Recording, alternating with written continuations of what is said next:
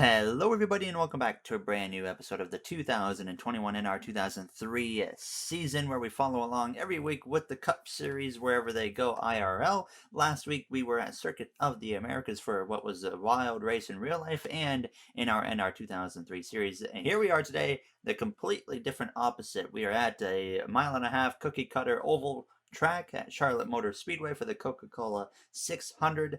Today we are doing 240 laps, I think it is. Yes, 240 laps, and stage one will be 60 laps, and it will continue so on. 60 laps, 60 laps, 60 laps, 60 laps, right to the end of the race, as it is a four-stage race in the Coca-Cola 600. I am joined alongside by my good friend, as usual, of Jay Cook. Now, Jay, we've seen mile-and-a-half racing this year and how it's been in NR 2003, and it's actually been a while since we've been on a mile and a half. I think it's been over a month now since we've come to a track like this. So we've had a bit of a break from mile and a half racing, which honestly I think we can both agree was kind of a nice change of atmosphere. So what do you expect coming into tonight? Are you excited for this one?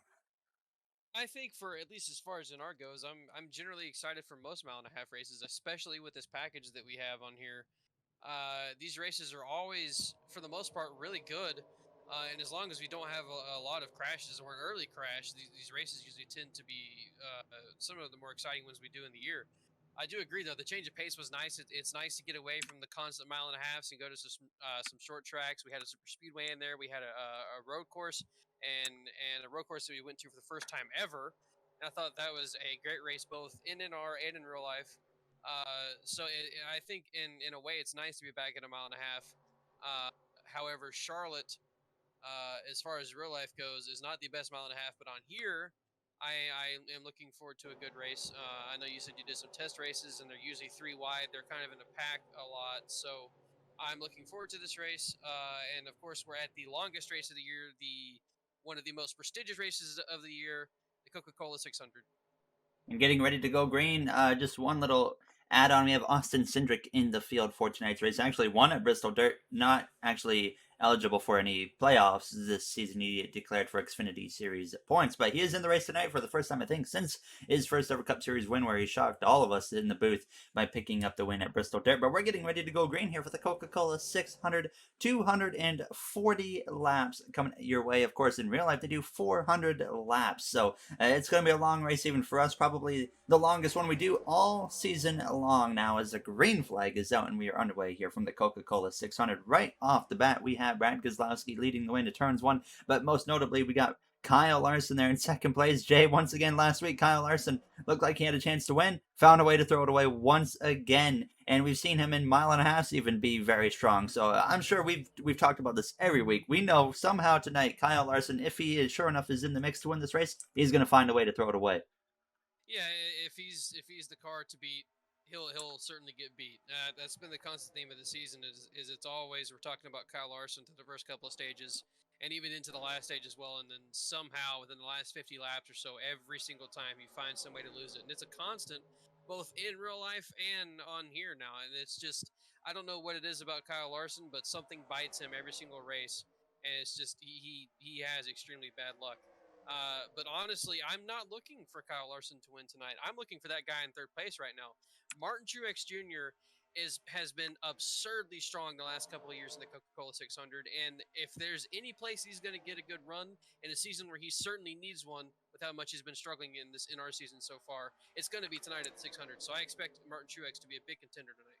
And you're noticing right off the bat a lot of three wide racing. I've done some testing, like Jay mentioned. I've seen some four wide racing here and there. So restarts tonight going to be insane. If they stay green long enough, they do start to get spread out. But overall, throughout the whole run, there is some really good racing going on. There's always some side by side action. When they get four wide, it gets a little bit sketchy. You're probably going to see a crash here and there tonight. But that is, of course, expected here in NR 2003. But right now, Kyle Larson actually got to the lead while we were looking down the order. But I see some four wide potentially in the back here. Yes, Kyle Busch, who probably is not the driver that wants to be in a four wide situation right now as they go down towards turn three. Chase Elliott all the way up by that wall now. Look how close they get right there together, and they somehow manage to keep it clean. But Jay, we know Kyle Busch. I mean, what surprises us both is he comes into this race now. Now 79 points below the cut line. So, I mean, once again, in Coda, I believe he had it was an engine failure or something like that that took him out of that race. So, once again, it's just something always going wrong with this 18 team as they need a huge race for them tonight. And they have one extra stage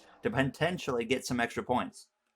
And I believe he had a good little streak going there as well, where he had actually gotten pretty close to being into the playoffs, and he was a lot better on points.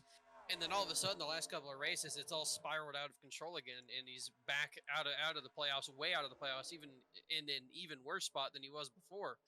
So he's really got to start clawing his way back. And like you mentioned with that extra stage tonight, I think he's really got to be looking at getting stage points in all three of these stages, and then still being around for the fourth stage as well. He's really got to stop having these bad races. 79 points out is just that's in a stupidly bad spot at this point, especially for Kyle Busch. That's something that we do not expect from a guy like him. And right now, Kyle actually just moves into the top 10 here on lap 7.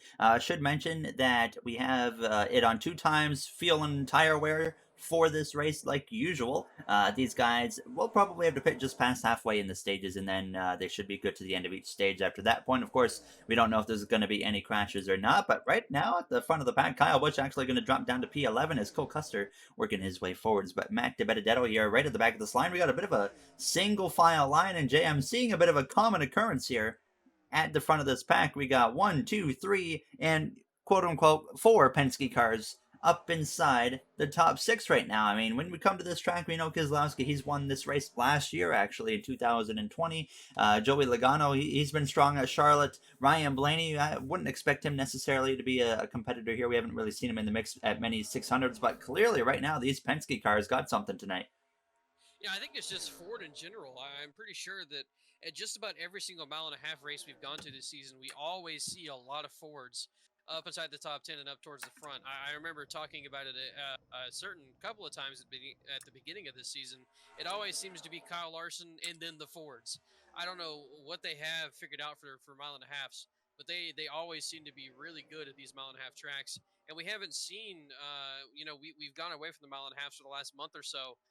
So we haven't seen like the Fords be up front a whole lot. But now that we go back to a mile and a half, all of a sudden there's now one, two, three, four, I think maybe 6 Fords in the top 10. 4 or 5, maybe 6 Fords in the top 10. And that's been the common occurrence all season long so far. It's just any time in a mile and a half, you see the Fords go right to the front. Yeah, we're seeing it once again here tonight, like you mentioned now, as Ryan Blaney's trying to make a move on Martin Truex Jr. there for that 4th position. Kind of struggling there as we've got the Penske duo of Keselowski and Logano side by side, and that helps out Kyle Larson quite a bit now as he's opening up a little bit of a gap. And when you see these guys get side by side from the testing I've done, their momentum really gets hurt, and then you'll likely see a guy go 3 wide with them right after now, as you see Cole Custer actually making some moves here currently in this 41 car now. He's definitely struggling to get going, but he passes the 48 of Alex Bowman, who drops down to P11. Kyle Busch down to 12th, but that 41 making some moves early on and kind of following Denny Hamlin just up in front. You got the now 2-car clear of Logano, and then the 21 trying to put some pressure on the back of the 12 of Ryan Blaney. But Alex Bowman, another guy, Jay, where we know he's in desperate need of a good run now. I mean, if he doesn't pick it up real quick, he is 61 points below the cut line. Honestly, I think surprising us both that he's now ahead of Kyle Busch in the standings, but still another driver that's in need of a very good race here in Charlotte. Otherwise, another couple races is going to be in a must-win situation.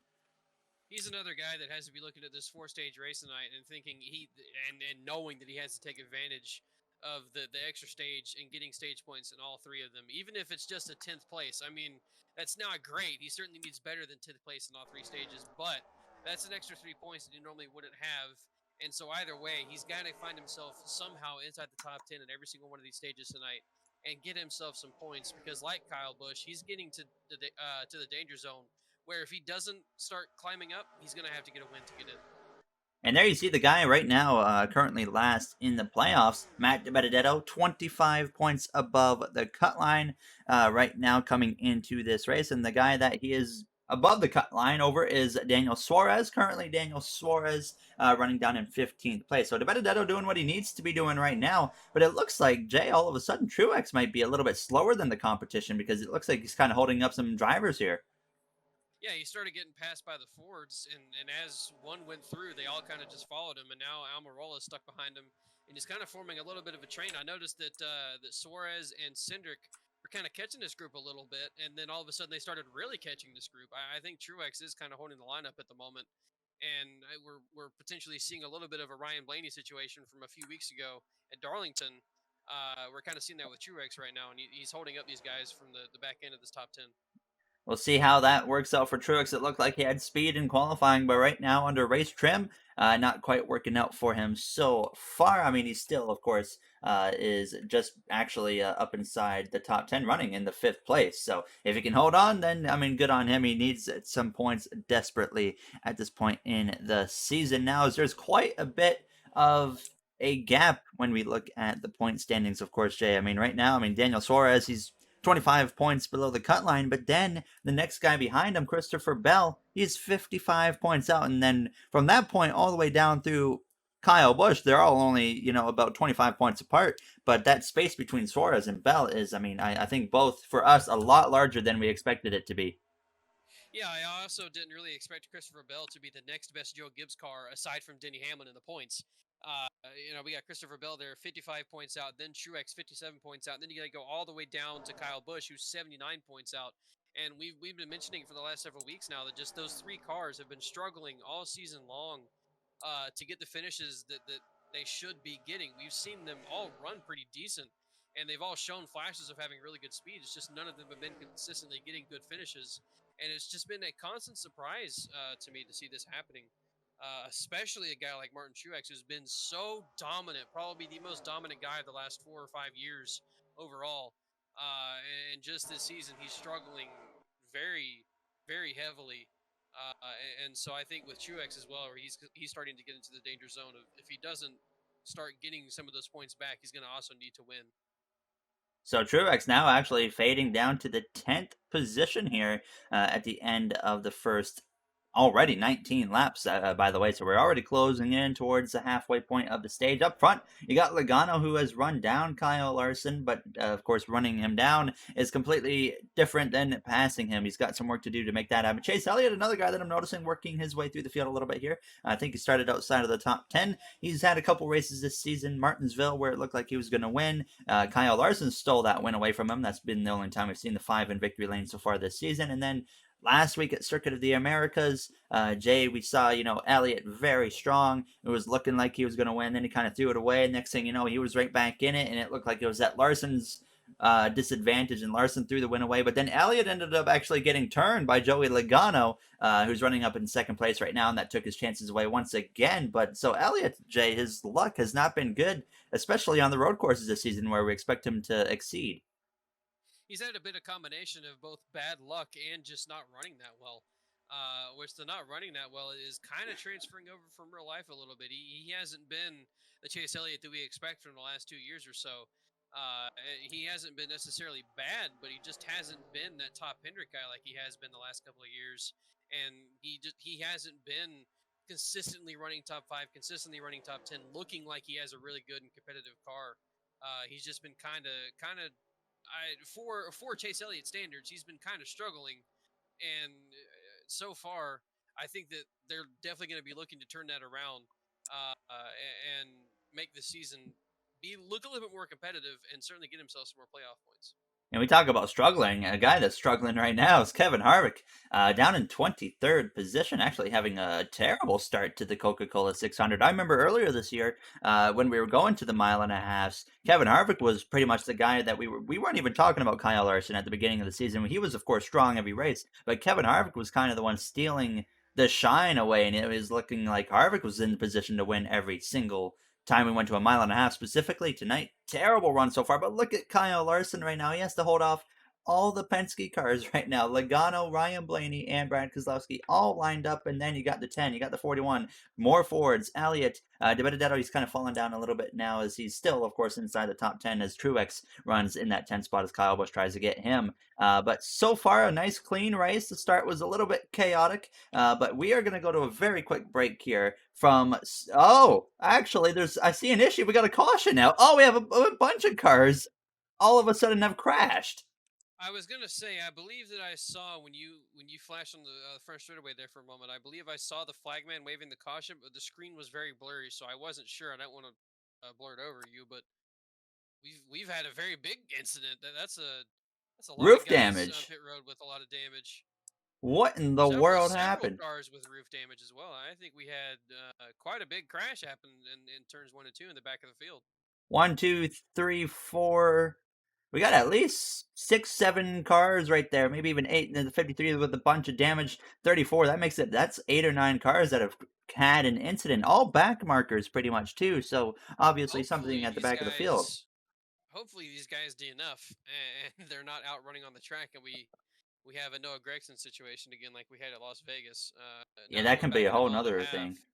yeah. Now that we're back in a mile and a half, these lap cars can become a big issue again. I know that can be an issue everywhere, but specifically these mile and a halfs is where they've been the biggest nuisance so far this season.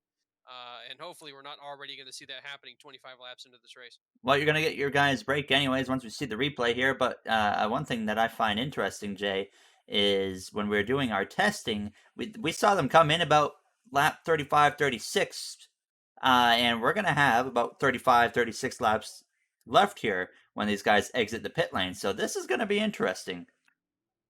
Yeah, this certainly could make the end of the stage very interesting. And Keselowski is still sitting in his pit box. I have to wonder if there was some damage there I that saw was Hamlin get incurred into him a there. tiny bit as well on the exit. Hamlin's got a tiny bit of left side damage from that, as he's gonna try and pass the 9 car Chase Elliott right here as it comes through out of the pit lane. That almost turned into something.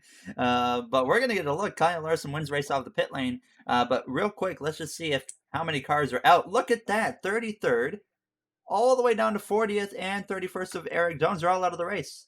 So it appears that we're gonna have about, let's see, one, maybe 2 cars on track still with damage, but a whole bunch of cars out, and we never even saw it happen live. So we're gonna get a look right now, though, as Cole Custer is actually gonna come back into the pit lane, maybe a potential loose lug nut or something there. But we're gonna get a look at what just brought out that caution. So this incident happened right behind Kevin Harvick, as we were just recently talking about him. The 47 seems to have some type of failure with the car. He's off the pace in the racing line, and everybody starts piling in. Up and over goes the 43 of Eric Jones. It's not done there because here comes the 7. Oh my goodness, a huge incident right there. And a bunch of cars were up and over the 78. He just comes in, ARCA brakes. There's a car upside down in there somewhere. There you see the aftermath. A huge incident for all these back markers here in the Coca Cola 600. Of course, that was such a massive crash. Of course, we got to get multiple looks at this one. So let's take a few more looks. So yeah, Ricky Stenhouse staying in the track here obviously is what caused all of this, and I think there has to be some kind of just I don't know what was going through his brain there, but caused a huge incident. And then on top of all these guys already wrecking, the 7 completely ignores his brakes. The 62, the 52, the 96, and the 78 all just come hauling into this wreck. And I mean, you can see why so many cars DNF. There was 3 or 4 that flipped there, and a lot of them just hit at full speed. So, very big crash very early in this race. Hopefully, we don't see many more of these happen. Here's an onboard look from the 66 of Timmy Hill, who actually makes it through this incident. But look at the view this guy has. Everybody starts going up and over, and he's just going to go to the inside there, and then they all go crashing behind. And then, yeah, you see the aftermath. The 7 of Corey LaJoy with a huge incident there as a caution flies for the first time here from the Coca Cola 600. There you see the 66 of Timmy Hill got through that without any issue now, but a lot of cars taken out of nowhere due to an issue with the 47, who does remain in the race. So I'm interested, Jay, to see like what caused their issue because they're still on the track. So we'll have to, of course, see what happened there later on. But we're going to go to a very quick break, and we'll come back and bring you guys to the restart here. And it's going to be very close on feel from this point on for the end of the stage. So it's definitely going to get interesting as we take a quick break from the Coca-Cola 600. Welcome back here from the Coca Cola 600 at Charlotte Motor Speedway. Jay, I think we can safely say that things went from 0 to 100 very quick. Yeah, it all of a sudden out of nowhere we have 10 cars. I think is the number that are DNF'd out of this race. Luckily, most of them are back markers. Of course, Eric Jones, not necessarily a back marker, but not that competitive this season as well. The immediate concern obviously is the 47 and the 78 starting up here with these guys, but I think they'll get out of the way relatively quickly. And then the 53, who's at the very back of the field, I think is going to be the slowest of these cars. He's going to be the one that I really think is going to cause issues as this race goes on. Can confirm 10 cars are out after that incident, but like we mentioned, most of them are back markers. You can see the effect right there that the 78 of McLeod had. He is right in everybody's way. But yeah, we only have 30 cars left going, I think, or so. Maybe even like 29 and 30 are left going here in Charlotte. Still, of course, plenty. All that matters is we still have the main set of drivers that have actual speed in this race. And right now, you see some three wide action right there as the 5 of Kyle Larson loves what he sees an opportunity to break away now as the 47. He's all the way up by the outside wall there as they come through out of turn. So you can see Matt Benedetto, another driver that kind of had some issues on the pit stop along with Brad Keselowski. And that was really the only thing that's kind of been able to get other drivers up in the mix in front of those Penske guys, because now we got Chase Elliott moving up into second places. I believe we got a caution. Yes, we do. Caution's back out here from Charlotte Motor Speedway. It looks like a single car incident with the 37 of Ryan Preece. He's definitely not had the season he's looking for. He missed a bunch of races in our season and is back, and now he is the most recent caution here as we went maybe 2 laps now there, not even. So it'll be interesting to see if they come in to top off here actually, which might be the smart thing to do. But yeah, definitely didn't expect to see that right there. We'll get a look, of course, what happened in just a moment now, but we're gonna see if these guys come into the pit lane here. I mean, Jay, would it be a wise decision to maybe come in and top off, you think, here? I think so. Yeah, you're very close on making it right now. I think that maybe with this caution, they can probably make it no matter what. But I'm sure these crew chiefs already have the number, and if they feel they need to top off, I'm sure some of these teams will right here. As it looks like everybody may be coming down. Would you think Now maybe the 41 would stay out? he possibly could. Yeah, he did come back down a lap later, so it's possible that he is okay. Yeah, he's But he looks coming. like he's going to pit Yeah, as well. everyone. So I believe that this should be fuel only for everyone here, but who knows? Maybe some guys are feeling they need to get tires already. We'll wait and see what happens here as Larson has that advantage of being right up at the front here of pit stalls. He's got, of course, Hamlin in front of him as well as Brad Keselowski, but that's it. So Larson has pit stall number 3, and they're at least doing 2 tires on that number 5 car. And now, yeah, they're going to do a 4-tire stop now as I see a Benedetto potential, looks like yeah, he's already gone. the I Benedetto. think that's a Wow. smart move. Honestly, I don't think you need tires already, so I'm okay with the 2 tire strategy there, or even no tire. I'm not sure what he did. It looks like Timmy Hill did the same strategy as well, Yeah. so we're gonna have a couple of these guys up here playing strategy games. And honestly, there's an issue here for Oh, Hamlin, and boy. Kurt Busch gets Oh, nailed. no. Oh boy, Kurt Busch with pit a bunch of road, back end damage. pit road, the place where things always happen in our. The 3 car also got a piece of that. I saw the 11 just in a weird spot. I don't know exactly what was going on with him. That might not be as bad as we think, although they are definitely going to have to come back down the pit lane and take the back bumper off that one car. So we're going to see how that affects them. Well, that's our first bit of top driver issues now. So, wow, issues starting to kick off here from Charlotte. We're going to get a look, though, at what happened for that 37 of Ryan Preece bringing out caution number 2 on the day. Ryan Preece actually was stuck behind the 78 of BJ McLeod, who we know is very slow. The 20 of Bell actually gets into the back of him, and well, around they go, or at least the 37. The 20 keeps on going there, but actually 37 hits nothing. So at the end of the day, a very harmless incident, and he would get back going, of course, with the caution being out, allowing him to get back caught up with the field.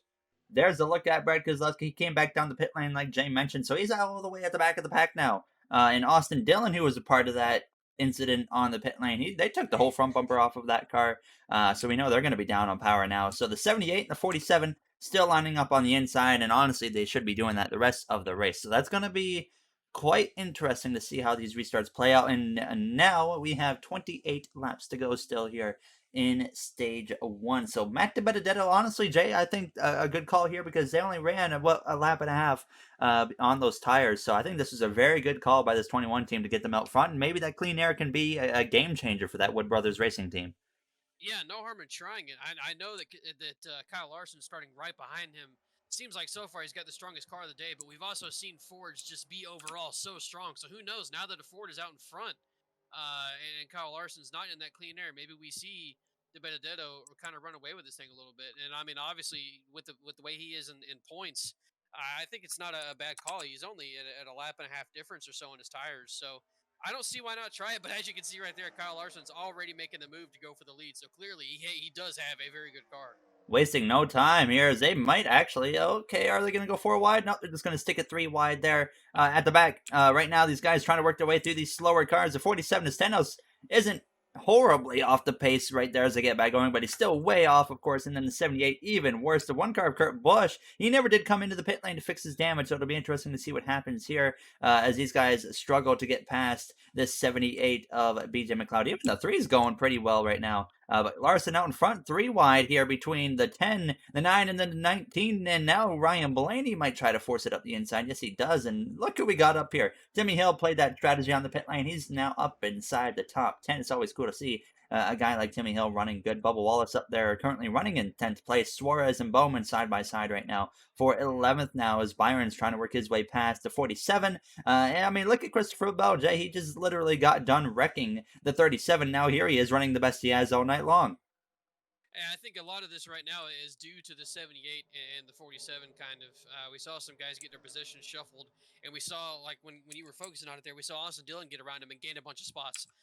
So I think the 78 falling through the field is caused a little bit of a reshuffling here.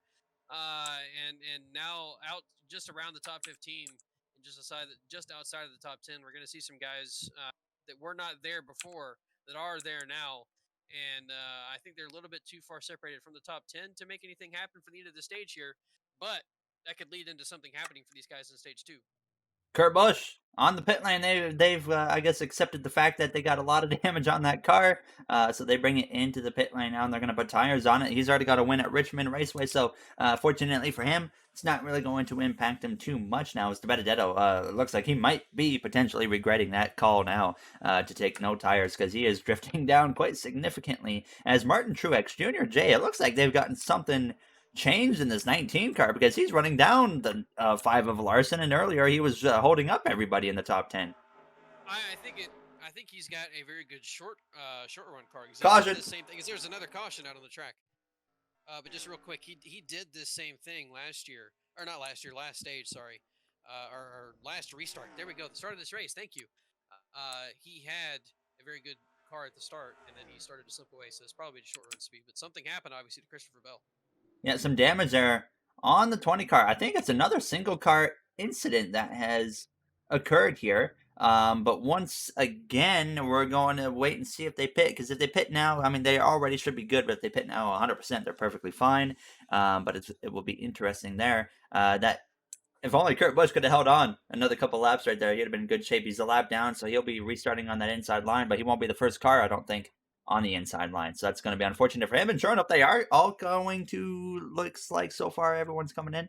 Yeah, pretty much everybody here. So we're going to see if some things get shuffled around more here. I mean, Jay, we've seen Kyle Larson have issues once again already. I think we can both agree he's going to be one of the guys to beat tonight. So we've seen him have issues on the pit lane, even when he's up at the front. We just saw Denny Hamlin and Kozlowski come together right in front of Kyle Larson's pit stall. So anything can happen here on the pit lane at any point in this race. Yeah, and certainly we've also seen him have issues with his pit crew as well. So hoping that they are over those issues, and they can have decent pit stops all night long tonight. Of course, there's going to be a lot of pit stops. Oh, no. He does the same issue as Hamlin. Looks like he might be able to escape here without cause. Nope. Oh, that's going to help him. That's going to help him. Oh, the That's actually got 19. him back on Yeah. track, and maybe he escapes with. No, there is some pretty significant damage to that left side. I think they're gonna have to come back down and repair that. Suarez might have damage to the front end. I thought No, he's good. He's good. Okay, it looked like he had damage, but yeah, pit road looks like it's certainly going to be another issue all night long, like we've seen it be several times this season. And unfortunately, it's the longest race of the year where we're going to have pit road issues, where they're going to have the most pit stops of the season. I think it was just awkward timing there. Like, I mean, you saw those guys coming in front of him. I thought he was about to come together with the 2, and then he just drove right into the back of the 11 there. Very, very awkward. I think it's another Denny situation where he's trying not to pull out into traffic, so he's trying to make that angle as small as possible, and he just winds up not being turned out enough, and he hits the rear end of Denny Hamlin. It looked like it wasn't that bad a contact for Denny compared to Brad, so I think Denny might be okay. But unfortunately for Larson, he does have some pretty significant left side damage. I think honestly, the left side's probably the place you'd want to damage the car, and just not in the front or the back. We've seen the side damage not be too much of an effect. So I think the 5 car is still going to be a competitor here. It might not be over for him, but of course, if he has nothing left on this night, then yeah, at the end of the day, that's going to be what just once again took Kyle Larson's chances of winning away. As Bubba Wallace I after think that is out front. I think, of course, the thing you have to worry about is if he has to pit here, then he's going to be restarting in the back, and we've seen every single caution we've had tonight has come from somebody toward the back. Actually, I guess that last caution, Christopher Bell, was towards the top 15, so still kind of mid-pack towards the back is where you don't want to be so far early in this race. And if Larson has to get that damage fixed, that's right where he's going to be. And Alex Bowman looks like he's going to be there as well. I don't know why he's that far back, but that's a guy who really doesn't need to be way back in the pack. Some damage just a little bit on the 48, but there's a guy that brought out the caution. So now let's get a look at what happened to Christopher Bell. I see a lot of skid marks down the back straightaway, so I think I have an idea of what happened. 4 wide, the culprit of this incident here. Reddick, Suarez, Bowman, and Bell 4 wide out of turns 2. They all come together right here down the back straightaway, and you see what happens after this. The 20 goes hard into a terrible spot in the inside wall. Bowman collected as well, so they both get damage and go around. So yeah, 4 wide doesn't always work, and that proves itself right there as the caution flies in Charlotte. There you see the 48 of Alex Bowman now. So the last 2 incidents haven't taken anybody out and really haven't done a whole lot of damage. The 20 car had one heck of a hit right there. I'm surprised he still is in the race. But Jay, those are 2 guys trying to fight their way, of course, into the playoffs, and they just made their chances even worse with that incident right there. Yeah, both of them need to have good races tonight. They need to get stage points in all 3 stages. And of course, Wright actually, stage 1 should have ended 2 laps ago. Oh, I know. Stage 1 is 60 laps. My 60 laps. My bad. Yeah. My bad. Woo. Anyways, right getting towards the end of stage 1, they of course have that wreck. And so now I think their possibility of getting stage points in all 3 stages is unfortunately now gone for both of those drivers. But they have to start looking forward to the other 2 stages as well. So Bubba Wallace leads the field to the green flag. You can already see the 1 car still has some solid speed. There's the 5 of Kyle Larson. It's going to be interesting to see what happens here specifically. Is he going to come into the pit lane under green flag conditions? Hopefully, best case scenario is the 78 finds another way to crash and hopefully doesn't take anybody with him and then takes himself out of the race. We're very hopeful that the 78 crashes here. Now, is Kyle Busch up inside the top 10? There you have it. Bubba Wallace still trying to lead the way out of turns 4, but we definitely want to get an idea of what's going on back here. When you got a slower car, it gets everybody closer together, so they are very vulnerable now, as we've seen quite a few crashes kind of in the midfield on back. So Denny Hamlin cruising by on the inside there, as you see them really getting held up right now. Chris Buescher, one of the guys that can't go anywhere here, but so far they're keeping it pretty calm for the situation that we're being dealt with now. As Larson still remains on track, but look at Austin Cindric up into 2nd place. Jay, his first race back. I mean, so far in our NR2003 series, he's having a great rookie season. He was also running pretty good before strategy started coming into effect as well. He was running just around the bottom of the top 10, if not just outside it. And, all the Penske guys have looked good so far. So obviously they have brought something very good here to Charlotte. And with this strategy, that puts him into 2nd place. And at the moment, he's looking competitive enough to stay there. So as I say that, he's getting passed by Kyle Busch. But still, he's had a very good run in pretty much all the races he's been in this season. I think I see the yellow flag waving again, potentially. I thought I saw that. Yes, I believe the caution is out again, as there's been an issue for Ryan Newman. The 1 week where we do not want crashing to be a common occurrence, as this is such a long race, well, we're having some crashes. Ryan Newman around, and it once again looks like it's like a little single car incident. And I can confirm from the testing I've done so far in 46 laps, the one time we actually recorded, this is the most cautions we've had in 46 laps. So there's going to be an interesting race. We're just going to jump straight into it here. Actually, they might be coming into the pit lane again. I can't tell. We're about to find out. It's awkward there. And here we come through out of turns 4, it looks like.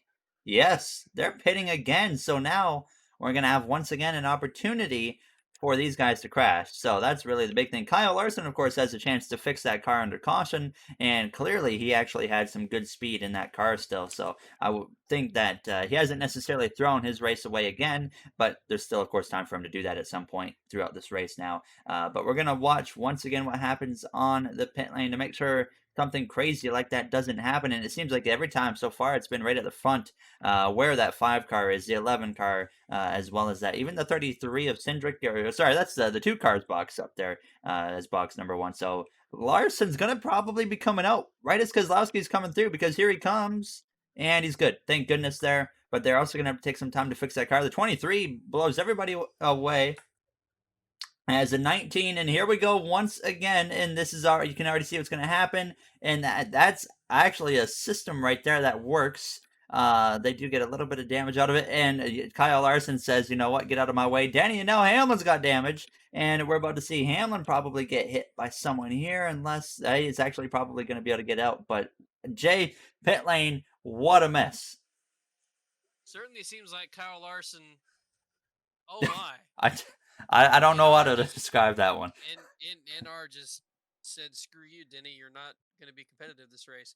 But it certainly seems like it took Kyle Larson only 47 laps this time around to find a way to get his race ended instead of 220 and getting it ended within the last handful of laps. So I think that's actually some pretty significant damage this time around. He's got obviously now a little bit of damage again on the left side. He's got rear end damage, which is certainly the place you don't want to have your car be affected. So several guys having issues on pit road, and several of them having it happen multiple times. But we'll have to watch and see here how this affects Larson's car. But as well as the same group of guys, right? It's Larson and Hamlin. They're right at clearly something at the front of the pit lane, what's causing that. But let's get a look at what happened to Ryan Newman. Down the back straightaway, Brad Keselowski and Ryan Newman come together into turn 3 right here. There they go. And I mean, Brad just wasn't waiting around. Yeah, Brad just full sent Newman, and I mean 40 something laps into this race, I guess Keselowski's already had enough of Ryan Newman. We know how hard that man is to pass, and he always makes it difficult on everybody behind him. So I'm guessing Brad just had enough of it already and absolutely dumped him into turn 3. So there you see Denny Hamlin on the pit lane after whatever the heck happened there. We don't know what's going on there. We know Hamlin's race, of course, his chances of winning have come to an end. But one wreck, Jay. I mean, we were making good time, and then one wreck has now, I think the last like 20 laps have been double the length of the first like 30. Yeah, it's a theme for real life when you say cautions breed cautions, but it really is true for NR. Cautions do always breed cautions. We've seen it happen several times this season where we run the first stage and it's all clean.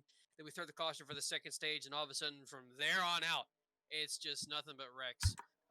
It doesn't help when you get a car like the 78 gets so much damage in the first wreck, and he stays on track, and he's so slow, and he bottles this field up and puts them in positions where they can all easily be wrecked. And I have to think that that's probably going to cause issues all night long if he doesn't DNF, which please let him DNF. I have a task for us here is during stage breaks, we're going to see if there's any command. When I bring up the command like this right here to end the stage, I wonder if there's a command where we can just automatically DNF to 78, because if there is, we're going to do that now. As Bubba Wallace with a great restart, but already they're not hesitating to go 3 wide, but you can just see the 19 has some right side damage there. I think he was a part of the pit lane or whatever the heck happened there. Kurt Busch in the middle of things now, so this is of course going to be an issue all race along now, as they might force it 4 here out of turns 2. No, they do not, thank goodness. Smart move there by Martin Truex Jr. Kyle Busch, though, I mean, Jay, as bad luck as some of these guys are having, Hamlin's back out on track, but Kyle Busch is absolutely loving this, because now here he is running up in the top 5.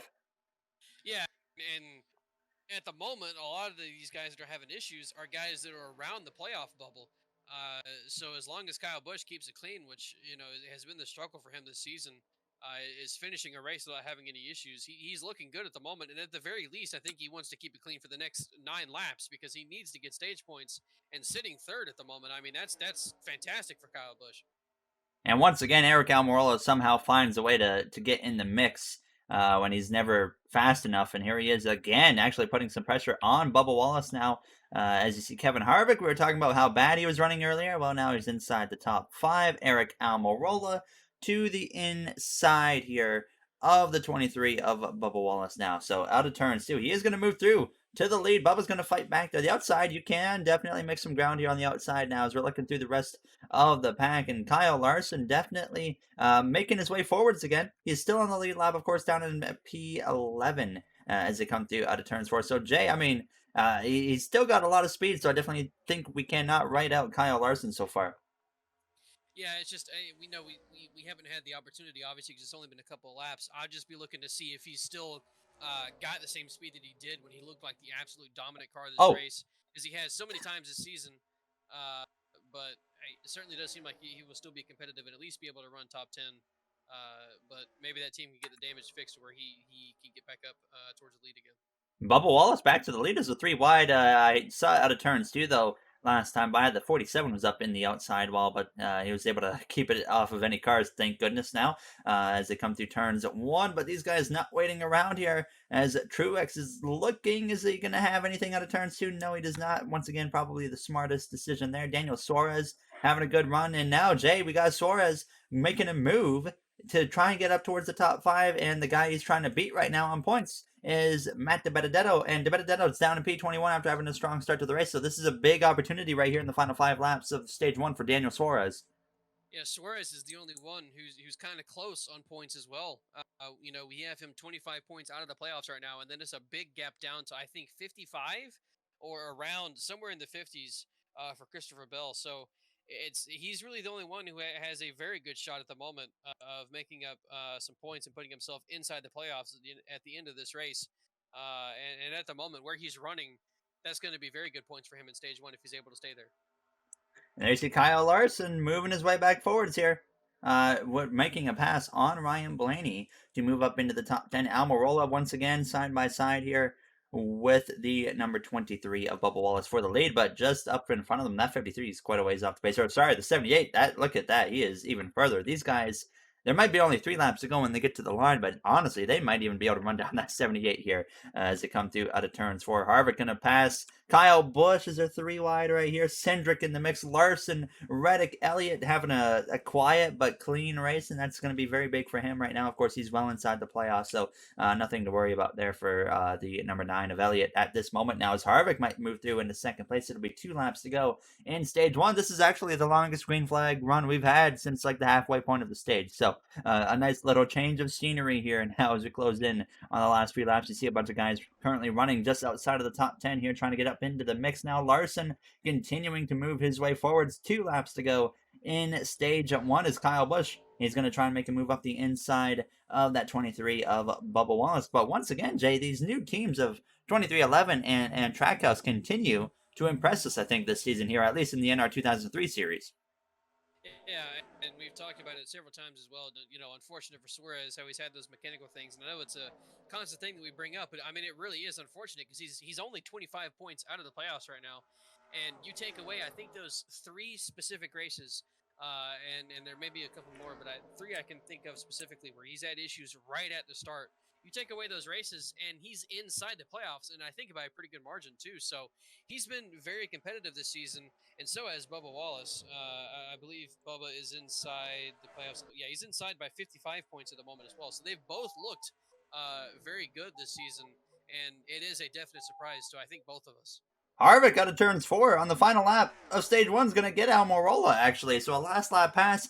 Harvick wins stage 1, and Kyle Larson rebounds all the way to 6th place. Chase Elliott up there in the top 5 there in 4th. Bubba Wallace hangs on to P5. Kyle Busch with a strong stage as well, with 3rd place picking up 8 points. So Tyler Reddick currently the last guy to round out the top 10. So just barely beats out Cole Custer. I honestly really did not want that caution to come out. We were having a nice green flag run, but that is the first stage complete. And of course, right here, they're going to come back down the pit lane. And I'm sure we're going to see something go wrong with that car right there. I guarantee it right now here as they come through turns 3 and 4. But Jay, I mean, other than the crashing part aside, I think we saw some pretty good racing here from these guys so far in Charlotte.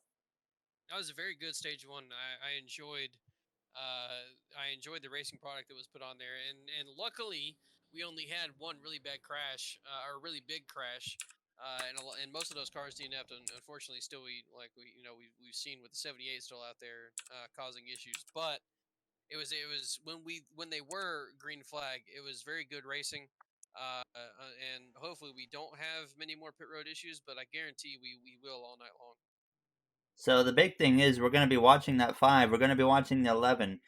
Those have been the guys having rough nights here now. As It's Larson's those in. first four boxes because the Yep. 19 is the one who started it last time. So the 19, 5, 11, and 2 are the guys we're gonna have to watch out for here. Now it does help that Hamlin, honestly, him being so far back is going to be a help here. Now And a lap as down, so he yeah, shouldn't be in the pit box when these guys are pitting. So that actually may kind of cure this issue.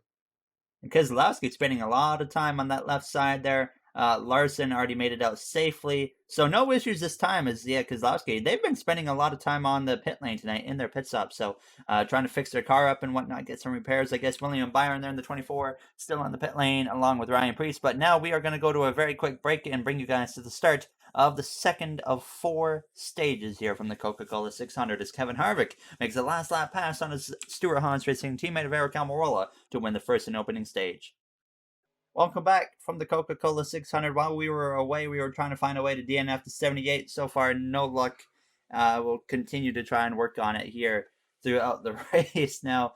As Kevin Harvick's going to lead the way though to the green flag. Jay, I mentioned earlier actually because Harvick he was terrible. He was way off the pace, and I was like, you know what? When we come to the mile and a half earlier this year, I was like, he was actually like the go-to guy. And now here he is, I guess, actually showing up at the end of stage 1. And I mean, now we can see that he's got quite a bit of speed in that 4 car.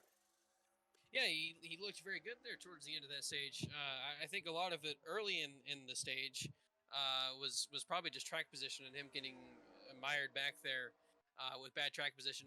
And of course, when you get put three wide here, 3 and 4 wide, if you're in that very outside lane, you honestly basically have no chance. No matter how good your car is, the outside line here does not work at all. As I'm expecting to see Kyle Busch lose some spots here. But yeah, I think that he certainly does have a good car. This is where we've seen him be strong so far this season. And with Kyle Larson having his damage, again, don't know how much that affects his car, but with Kyle Larson having some damage, this could be an opportunity for Kevin Harvick to take advantage of and get another win. You see Harvick just opening up a gap right now. Of course, it doesn't help when the 47 plants himself right in front of everybody as they go down into turns 3. I thought he was about to clean up the 10 of Eric Almirola, but they might be 4 wide here in a second, so it could get interesting. Oh, they're okay, though. Kyle Busch and Elliot were definitely at risk right there for a second of being a part of an incident, but fortunately it did not turn into anything other than the 47 just still being in the way here as they come through turns 1 and 2. Larson's got some traffic to work his way through, to say the least. But up front, Harvick, Bubba Wallace, Daniel Suarez, and Tyler Reddick, your top 4 at least here. So they're showing some good pace now. As Jay, we're seeing that Trackhouse car of Suarez continue to move forwards here. Now, as I don't think that they'll have anything for the win tonight, but nonetheless, they've got a lot of speed in this Trackhouse Chevy tonight. He's looked very competitive all race long so far, and this is where he needs to be. He needs to be inside the top 10, and he needs to get stage points every single stage. It's been a common reoccurring thing we've talked about tonight because it's so important. 3 stages instead of the normal 2 is a huge thing, especially for a guy like Daniel Suarez. Really, it's a big thing for everybody here. It's a huge opportunity for you to really pull away or for you to really make up some ground if you're behind someone. So it's a big thing that's going to be talked about all night long because it's something that you can go from normally only gaining 20 points in a stage or normally only gaining 10 points in a stage. All of a sudden now you're gaining 20. You're gaining 30 points if you win all 3. So it's a huge opportunity, and I think a lot of these guys are really wanting to take advantage of it tonight. And there you see that 12 of Blaney moving his way forwards now. Larson got to the inside. Elliott now all the way up on the top, losing some ground as they continue 3 wide here down the front straightaway. Timmy Hill was having some type of issue, by the way. He's still in the pit lane, but Bubba Wallace now back to the inside of Kevin Harvick. We've seen him take the lead, then lose it and take it back, and here he is back to the front, bringing the 99 of Daniel Suarez with him. And actually, Suarez not going to waste any time here. I think he might get to the inside of this 23 right here as we go down into turns 3. So yeah, sure enough, there goes that Trackhouse Racing team with Suarez behind the wheel to the inside. They're going to be side by side. Here is, like, I think Jay, what exactly we want to see in real life is these two new teams going at it for the lead. The two brand new teams in the sport, 1 and 2 right now, and I think this is the first laps of this season where Daniel Suarez has led. I might be mistaken. There might have been another time or two, but I can't think of any other time he's been in the lead. So this is a huge milestone for this team to already be out front leading laps. Of course, in position to fight for a playoff spot. So huge for this team, huge for that team there in second place as well, 23XI, and even for Tyler Reddick now moving into third place. So no, RCR has struggled for so many years now, and they've really started to look good the last couple of years, and they look a lot more competitive. And Reddick right now sitting in third place, I'm sure has to be ecstatic.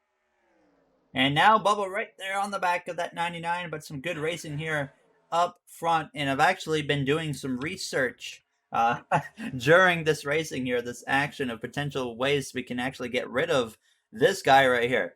BJ McLeod, look how slow this car is. So I've been looking up some stuff, and I've got a potential fix to getting him out of the way. So we'll have to wait and see here now as we might go to a break and then handle that, but we're going to give it a little bit of time still now as Bubba Wallace tries to fight back to the inside, is actually closing in on those guys pretty quick. Now is Tyler Reddick, though, up in the mix. Jay, once again, another guy. Tyler Reddick, I mean, we got three guys up here that aren't always in the mix for winning races now, both having great runs now as Reddick. He is 43 points above the cut line, of course, so he's been having a strong season for RCR, and I mean, just making it or proving it here today that they've got something this season and probably can definitely be a playoff contender.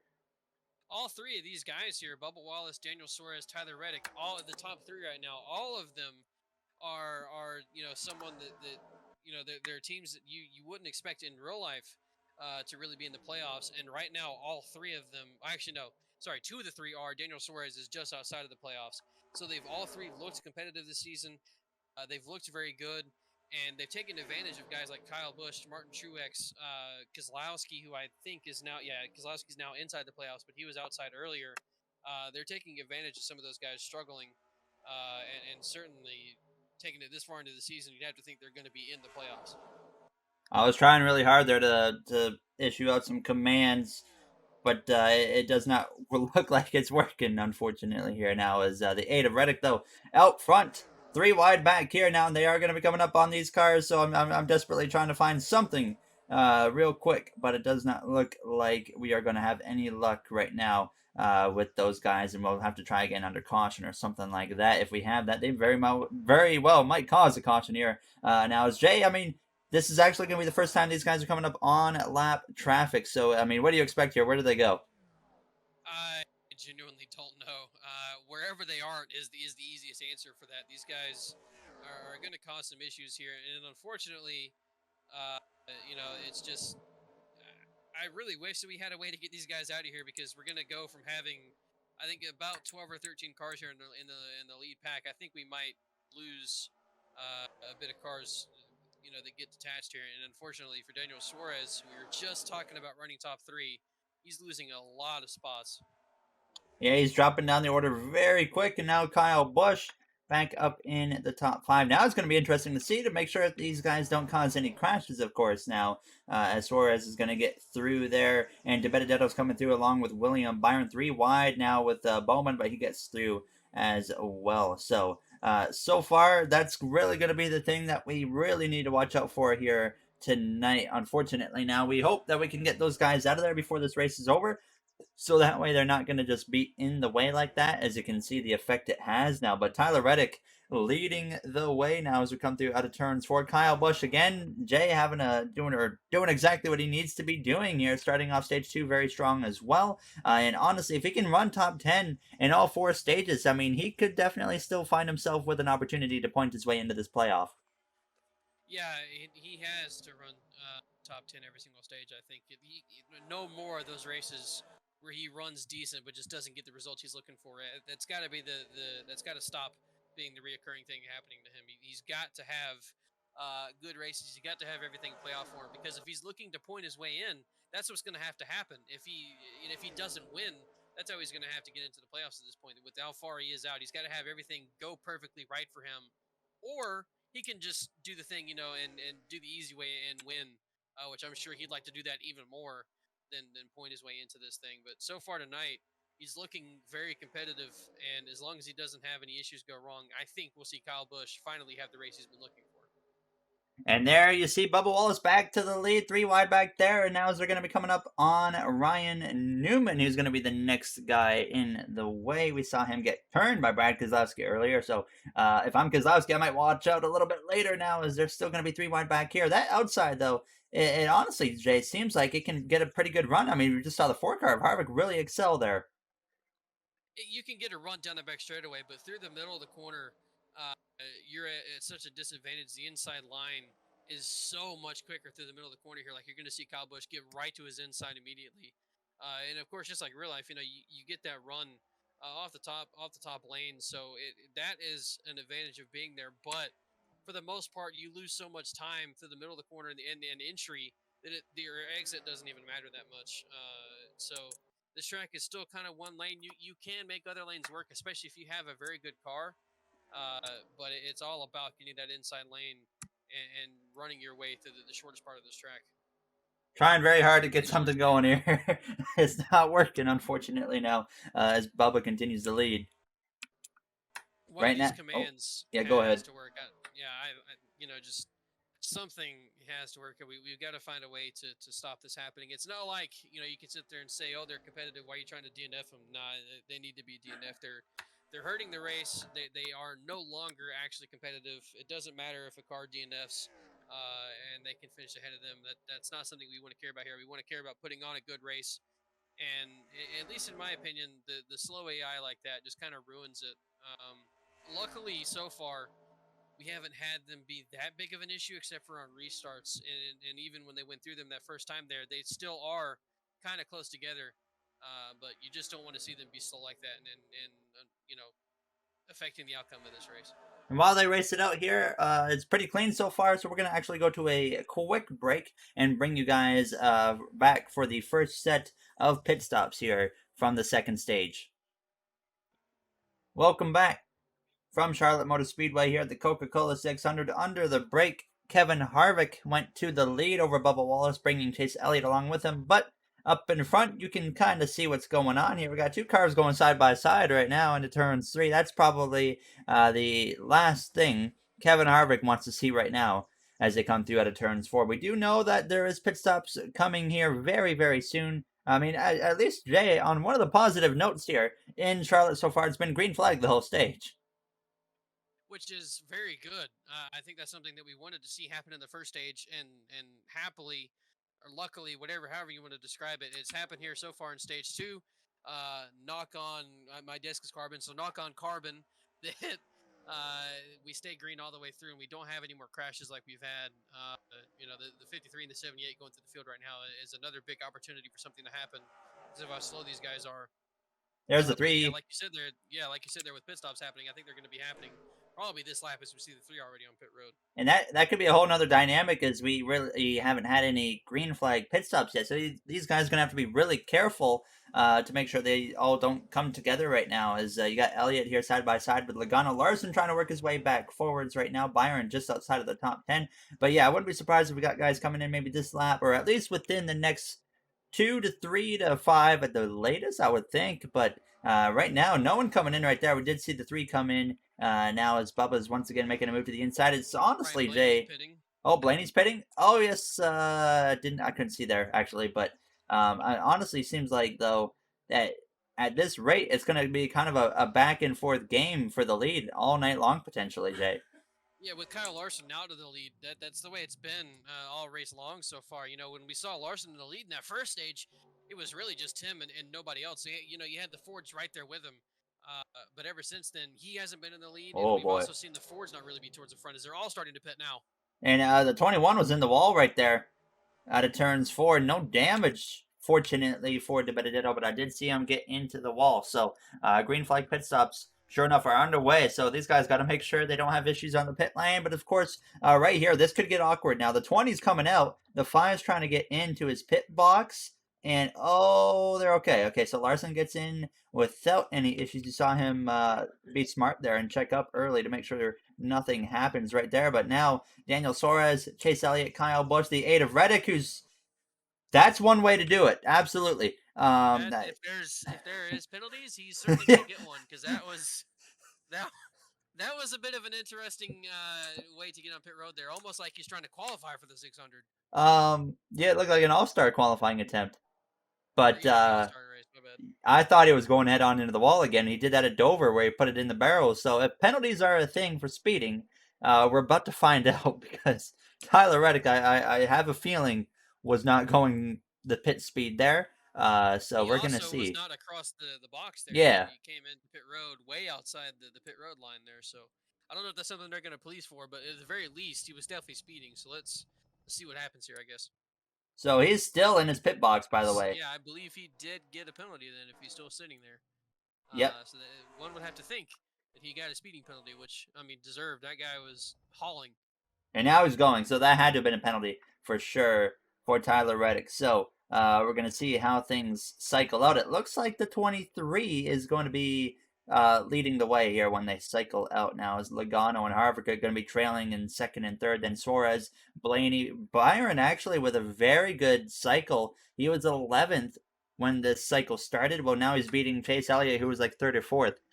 So a good move there for them as De Benedetto is side by side with the number 5 of Kyle Larson, who's moving his way forward slowly but surely here now as we come through turns 1 and out of turn 2. So actually, we might as well get a look, though, at what happened there with that 8 of Tyler Reddick. We'll get an onboard camera of how close that just was, and clearly, of course, we saw him speeding and got a penalty for that now. So let's get a look at a replay right there with that 8 car. On board with Tyler Reddick, we're going to keep this screen up so you can see the speed. So pit lane speed is 45 miles per hour. These guys here are down to it. Right there's the line. Reddick was going 90 miles per hour at the commitment line. So definitely a penalty there for the number 8 car, Tyler Reddick. There you see Bubba Wallace leading the way now. And actually, there's only about 17 laps to go here in the second stage. And that 23 is doing a tremendous job so far, leading the way over Joey Logano. Daniel Suarez there in third place, Harvick fourth. You guys are finally seeing what I was talking about. When they do run long, they still get spread out and whatnot. So, of course, we still got at the minimum 2 more cautions coming in this race now. As you see down towards the bottom part of the top 10, you got Briscoe and you got Kyle Larson, and then just outside you got the 10, the 48, as well as the 21 of Matt De Benedetto. And Jay, right now, actually, I don't think De Benedetto expected this right now, so currently he runs in about 14th place, but I don't think he expected that the guys like Daniel Suarez, the first car out, to be actually blowing him away so far in a race where that can't be happening. Yeah, he needs to get himself back inside the top 10 to keep Daniel from absolutely blowing him away in the points. If this keeps up for the next 2 stages as well, as the 78 is once again causing issues. But if this keeps up for the next couple of stages as well, where De Benedetto doesn't get stage points and Daniel does, I mean, Suarez could be in just based on stage points, not even the end result of this race. So that's how big and how important this race is, and that's how important stage points are in general. When even when you have a 25-point gap, it can get easily erased in one race. And yeah, And yes, and Bubba goes from first to fourth by dealing with that 78 of BJ McLeod. Just shows how quick things can change with lap traffic now. So, and they have the 53 to deal with in probably about 20 seconds or so. So we'll watch how they deal with this guy, and then we'll go for another quick break and bring you into the final couple laps of the stage. Clearly, that 8 car of Reddick, Jay, has some good speed. He's 1 lap down right now. So he still has a chance to get back on the lead lap, and it might not be the end of the day for him. But now we got Daniel Suarez, who really benefited from the 23 of Bubba Wallace and whatnot being held up. He moved his way up into second place, and it looks like he's going to run down that 22. But Logano, he makes the right move there, gets through on the inside. Suarez is going to hang on to second, and Bubba Wallace gets through as well. So that's the main thing. So actually, we're going to go for a very quick break and bring you guys to the end of the second stage here from the Coca Cola 600. 4 wide, out of turns 4. Welcome back from Charlotte Motor Speedway. Bubba Wallace, Joey Logano going at it right there as Tyler Reddick tries to remain on the lead lap. Not working out there under the brake. Reddick was actually able to pass Logano and put himself on the lead lap, but now you can see Bubba Wallace back to the point now as we come through out of turn 2. So Bubba out in front. Clearly, Jay, that 23, you know, we've already seen him lose the lead multiple times in tonight's race, but we've seen it time and time again that he's got a car that can work himself back towards the front. we haven't been able to see a leader really gain some ground since Kyle Larson very early in this race in stage one. It's always been ever since then. It's been kind of back and forth, and always the leader finding his way into the outside line. It was just a disadvantage the outside line is. And that's why the lead keeps changing hands. So if Bubba's able to kind of use Reddick as a pick here and just stay in front of him and stay on that inside line, I think we could see him lead for quite a while here, as long as his car stays good enough to stay out front. And now just 6 laps to go in this first stage, and they might run down these guys right up here. Kurt Busch right now running with the Rick Ware car of Cody Ware, as you got Christopher Bell. Austin Cindric's kind of fallen off actually here in the second stage. Well, I say that he's still running 17th place. We only have 19 cars on the lead lap, and then of course you still got the 78 who just refuses to give up at this point now. As Denny Hamlin, of course, another guy trying to rebound there, but he is 1 lap down as well in 23rd place, which is actually a good thing for the pit lane situation for us now. As you see, Martin Truex Jr. running a little bit down the order. We were talking about guys that were having good races that really needed them. Truex was having a really good performance, but now is, of course, has been falling off a little bit now. Is actually up inside the top 10, though. You got Larson going at it with the 12, the 24, and the 48. Some of his teammates in there. Right now, Jay, we got all of Hendrick Motorsports in the top 10. So just like real life, we're actually seeing a pretty realistic performance now as Hendrick this year has been on top of things. Yeah, they really have been, and like in real life, William Byron's having a career year here, and he's having a career year in real life as well. Unfortunately for him, last weekend at Coda in real life, he had his top 10 streak ended, but still, he's having a career season. He's finally looking like the William Byron that everybody expected. Of course, he got his crew chief back from the lower series, and I think that is just the big piece right there. He's more confident now with several years of or getting a couple years of experience in the car, and B, having Rudy Fugle back, I think is the biggest confidence boost for him. And obviously, we saw how well they performed together. So I think that in and of itself is going to be a big reason why he's good. And the team overall just looks like they got their mojo back.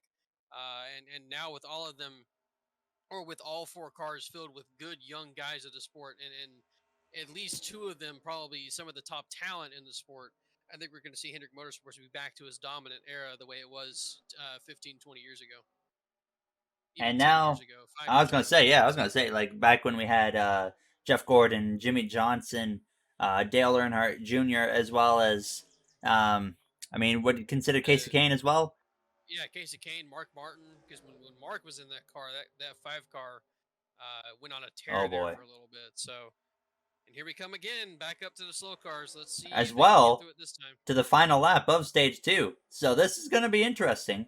And once again, we were mentioning 2311 Trackhouse both running up front, and by the time we get to the end of the stage, it's the same situation. And it looks like both of them will get through on the inside. Now, as Reddick's going to get held up, so he will not get on the lead lap before the end of the second stage. Now, Kurt Busch, he's a guy that is already a lap down, so he's just trying to stay 1 lap down. But now, down the back straightaway, Bubba's going to get to him. So what's going to happen right here is I do actually make sure to call that command real quick here, as a caution will come out momentarily now as they come through out of turns 4. It looks like it's going to be the 23 car as he gets held up a little bit, but Suarez not enough. Bubba Wallace wins stage 2 over Daniel Suarez, 2311 Trackhouse, 1-2.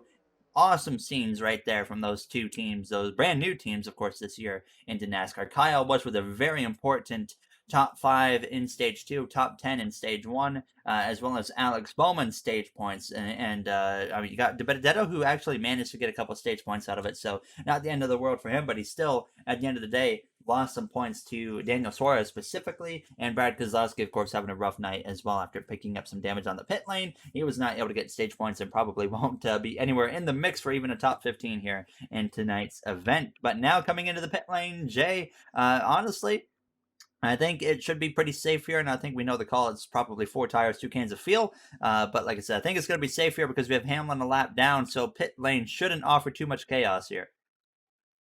Yeah, hopefully not.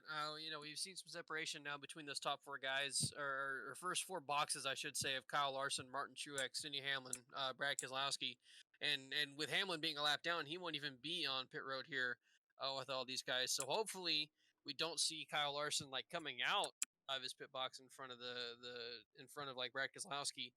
So I think as long as that doesn't happen, I think we should be okay here on pit road. is I don't think any of the other boxes behind these first four have been an issue. And there you see the two right there, but he should be already in. Yes, he is. And Hamlin's coming in now. Oh boy. Hold up. It's not I over thought yet. Hamlin, I thought Hamlin would have to pit next lap, but I guess not. Is he That's back on the lead lap? no, he is not. Let's get Absolutely not. this. There it Oh, is. Larson's gonna do it. Yep, that's okay. That's big damage this time for him. Oh, here we go. Here we go. Here we go. The 10's gonna hit him. Oh, it's gonna help him. Um, but Kyle Larson, man, he's having a night, isn't he? Yeah, Kyle Larson not having the night he wants. We say that he's still been running top 10. But I mean, obviously, before the first pit lane incident he was in the mix for leading the race and whatnot. I wouldn't still count him out yet because the damage they're getting is not enough to really impact the car. He's able to fix it here and there. But nonetheless, we got Bubba Wallace, the 99 of Daniel Suarez up here in P1 and P2, and we're going to go to a quick break and bring you guys to the start of stage 3. But that is not the final stage. We've still got one more stage after that. We are only halfway through this Coca Cola 600. Welcome back from the Coca Cola 600 here at Charlotte Motor Speedway, getting ready to start stage 3 of 4. Keep in mind, we do have an extra stage for the Coca Cola 600, just like real life. 60 laps once again, so we'll be ending this one at lap 180, then racing to 240 for that fourth and final stage. We have a bunch of cars here on the inside. So far, Jay, we're at timing about an hour and a half in, so I mean, we're definitely so far on track for the longest recording we've ever done this season for this series, and I don't think that surprises either one of us. Nope, I was expecting it coming into this, and all those cautions in stage one certainly did not help. And honestly, I don't think we're done with cautions either. It's been pretty 78 clean man, though. good lord. Yeah, look at that 78. He is right in the way. We still have no idea. There was a command. It was like exclamation point eject. Couldn't get it to work. I believe it honestly might actually be an online thing where that really works now. But Tyler Reddick, once again, I think the story of stage 3 is he makes a 3 wide move through the middle. But I think the story of this stage, Jay, is going to be Tyler Reddick just trying to get his lap back. Clearly, he has the speed and he's proving that he can run up front with these guys. I think he's going to be fighting for it all stages as well. I don't think we're going to see him fall out of this top little group here. So I expect to see him fighting for it in this entire stage, and hopefully for him, he gets lucky enough to be in front of the leaders at the end of this stage, or the next time we get a caution. But again, as we mentioned before, even if he gets back on the lead lap, he's going to need another caution after that to get back around to the back end of the lead lap because he will still restart in front of the leaders, and there's a very big possibility that he goes right back a lap down again anyways. So it's extremely hard to get your lap back on NR, and that's why we really haven't seen anyone do it this entire season. Now Kevin Harvick leading the way down the back straightaway, and I was looking through commands earlier and how we can potentially get rid of that 78 car, but I also came across a command to give a lap back to a car, and I don't know if it works in offline mode, but we actually might try that at some point here to see if that gains us anything. Apparently, it can only be done under caution, I think. We'll actually try that next caution if we see like the 8 car or something's running where he is. A caution comes out, you would have got the lucky dog. We'll at least give it a shot, and that could, of course, help out this series in the future down the line as well. But a bunch of cars going at it up here right now. You got the 37 and the 8 going at it now. The 37, he's not going for being the first car lap down right now, but you can see in the top left, many cars laps and laps down. Timmy Hill, he's been on the pit lane for 78 laps now. We're not sure what's going on there, but you can see 31st all the way down through 40th. They are all completely out of this race here in Charlotte after a big crash early in this race, and then ever since then there was a couple small incidences. I do see some 4 wide here. Oh, Bowman goes around as we were talking about not having incidents. The 48 goes crashing and the caution comes out. I saw the 4 wide coming, and sure enough, there goes the 48, and you can see smoke coming out of that car. And Jay, it was looking so good for this HMS 48 team. They were gaining points, closing in on that cut line tonight, and it comes to a crashing halt. Yeah, one of the few races this year we've actually seen him look competitive, and I think every single time that's happened, something like this winds up happening to that team.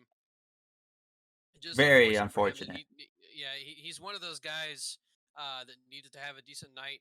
Was so far, and unfortunately for him, it seems like his night is going to be over. It looks like that engine is done. Yeah, you can see the smoke pouring out of that 48 car. Very unfortunate for the Hendrick driver of Alex Bowman. Of course, I wouldn't be surprised if these guys come into the pit lane, but no, they're coming in. So we'll wait and see what happens here before we get a look at what happened to the 48. That was the first crash since stage 1, actually, because stage 2 went green the whole way now. So stage 3, not off to a good start.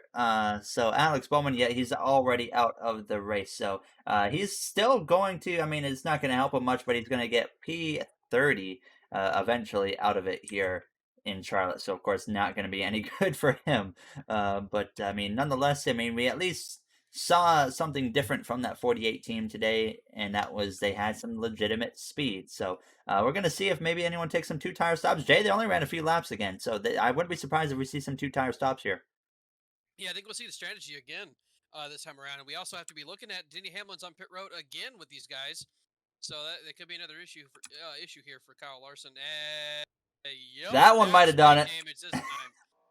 That's big damage this time to the 5 of Kyle Larson. That may have officially done him in. His luck ran out on pit stops. Kyle Larson, before all this kicked off, he was definitely the fastest car on the track. And now he's finally found a way to really KO the front end of that car. 100% sure he's going to come into the pit lane this time around, and honestly, they're probably going to take the front end completely off the car. And of course, Denny Hamlin's right side, I'm sure is the team's tired of fixing that at this point. Not sure what's going on with the 19 here. The 21 actually having a slow stop as well. Not the night the 21 of DiBenedetto is wanting, of course. Now, I was going to see if Kyle Larson, I'm sure right here is going to maybe pull off. Yes, he is. He's going to come in, probably take the front bumper off the car. So let's get a really quick look there at that crash, though, with Alex Bowman. 4 wide once again here from Charlotte. Doesn't quite work. Alex Bowman this time the victim out of turns 2, and boom, into the inside while he goes. I mean, Jay, just not enough room to make, or not enough room to do what they wanted to do. Yeah, hard to see from that angle there, but I believe that was actually caused by Christopher Bell. I think they would have been okay getting through that, but it looks like Christopher Bell kind of just turned left and threw Alex Bowman right into the front bumper of Eric Almirola. And unfortunately for Bowman, one of the few times that he's competitive this season, and immediately just gets turned and DNF'd. So now back to the live scene, already getting ready to take the green flag. You see the 20 of Christopher Bell there mentioning about the caution. He's been involved in a couple incidents here today, but they're still fighting strong there. And Jay, I mean, even for the 20, if they can sneak out a top 10, that's once again a big day for them as well. There's a lot of guys in this race right now that we keep talking about. You know, he's having a good day. He's having another good day than he needed. A lot of the guys inside the top 10 right now are people who needed good points days, and in one of the biggest races of the year for good points, you know, with that extra added stage, it's you know very good for them. And then there's a couple of guys that are also struggling, like DiBenedetto, Brad Keselowski, and Martin Truex. So we all saw there get behind or stuck behind the 78. You know, Brad Keselowski inside the playoffs right now by only 36 points. DiBenedetto inside by 25 points, and then Truex out by 70 something. Is they're going 4 wide there? Oh boy, Bell again doing the 4 wide.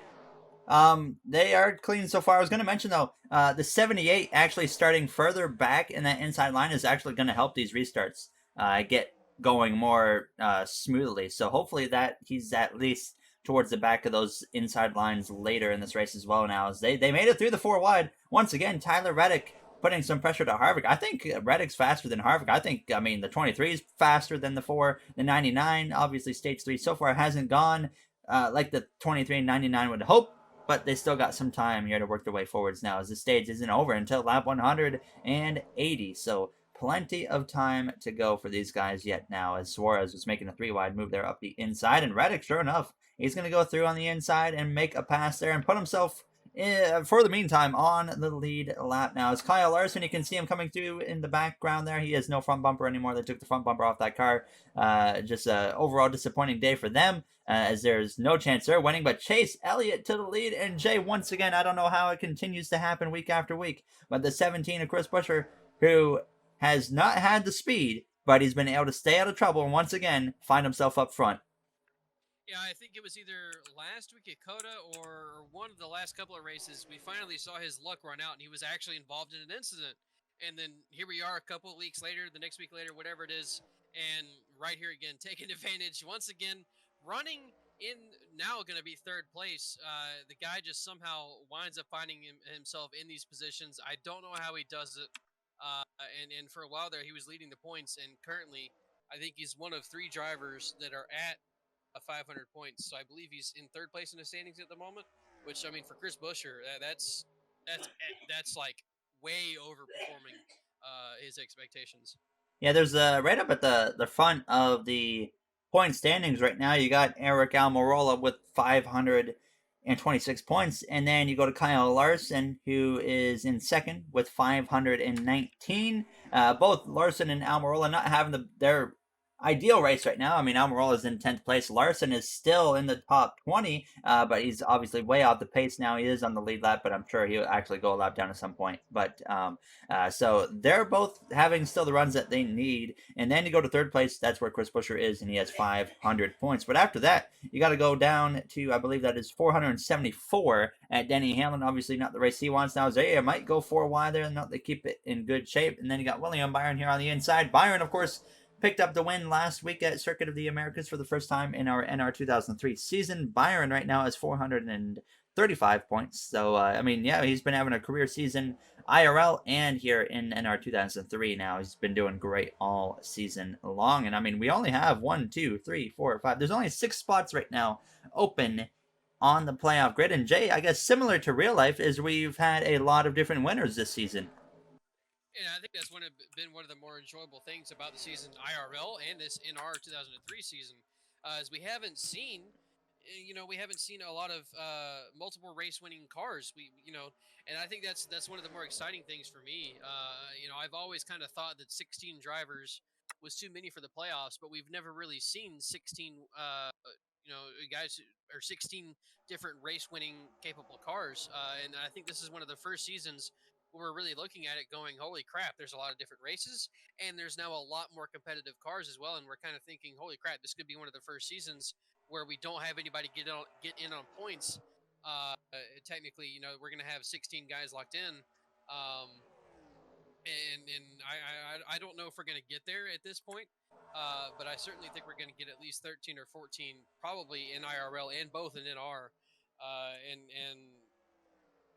I'm still have yet to make my decision on whether I enjoy the win in your in system. But if it comes down to a time where we're actually getting 16 winners a season, I think then I'll be okay with win in your in. And I think it'll be a little bit more exciting as well because it'll still come down to points in a way with how the system works. Out of turns two. Oh boy. Okay, they get 2 on the inside. There goes the 9 of Elliot past 78 of McLeod. But look at that. It just brought a whole bunch of cars into the mix. Daniel Suarez is going to pass at 8 of Reddick, and he is up into the mix now as Byron's been working his way forwards now. As Almirola, he's been moving his way forwards as well. We look at the fastest laps of the race right now. Kurt Busch has the fastest lap. I'm sure that came before he got the damage on the back end of the car. But then it's that car right there, the 22 of Joey Logano. Then you got the 8 of Reddick, and then the 23 of Bubba Wallace. Then you go to the leader of Chase Elliott. So we know that 23 is faster. The 22 is fast as well. Logano, he's had a good car tonight. He kind of fell out of the mix there in stage 2 and for the first part of this stage, but now he's back up here into the runner-up position now as William Byron, though, not even in the top 10, actually. I have to go all the way down to 20th to find Byron in the fastest laps chart right now. So, but you got Elliott continuing to lead the way as Suarez puts that attack, puts some pressure on the 22 of Joey Logano now. As Logano, Jay's been having a quiet season, actually, so he won Phoenix in that photo finish against his teammate of Ryan Blaney, but he was not actually in the playoffs without that win. But now he's actually been slowly but surely working his way back up that grid, and now he's actually would be in by 28 points coming into this race without that win. So he's making some ground, but I guess Logano hasn't probably, I guess we could say, been as strong as I think, initially expected. He's looked good for several races this season. Just another one of those guys who, for the most part, hasn't gotten the results he's been looking for. Obviously, with a win, that's the one big result you look at and you go, okay, that's the one that matters. No matter what, no matter what we do now for the rest of the season, we are locked in. And so you get that out of the way, and that's like a really big weight lifted off your shoulders. Obviously, for Logano, you expect him to win anyways. So yeah, I agree. He's certainly not been performing the way that we expect, and he's also certainly, in my opinion, not been performing the way that we have seen these Penske cars run this season. I personally think that Ryan Blaney's been the best of those cars, but either way, I mean, Logano's locked in, so that's all you have to look at. And there you see Bubba Wallace side by side with the 8 of Reddick. That, of course, is not for position now is Kyle Busch is going to make it 3 wide potentially here. Out of turns 4, Byron in the middle, Bubba on the top, and Kyle, of course, on the very bottom. So Almirola now up into 4th place. Suarez second, but Logano back up his inside as they go down into turns 1. We are going to stay for a little bit longer before we go for a break because I believe, actually, no, they did have that one caution there at the beginning of the stage. So there should be a little bit of time before pit stops happen. So we are going to go for a quick break and bring it back here for the pit cycle in the middle of this third stage from the Coca Cola 600. Back from Charlotte, 162 laps complete of the 240. While we were gone, Logano actually got back to the lead, but you can see the 9 cars right on the back of him right now, trying to put that pressure back. But Suarez, third, Bubba Wallace down there in fifth, sixth for Almirola, Kyle Busch in fourth. But the pit stop cycle should be kicking off here any minute, so we are getting ready for that to happen now. I mean, J Obvious called now. I mean, actually, stage 3 ends in less than 20 laps. So, I mean, do you think there is a potential of someone maybe just taking 2 tires, or is it probably still just going to be a 4-tire stop? I think it's a little bit too far stretched to do that at this point. If these guys are needing to pit right about now, I still think you have to go with 4 tires.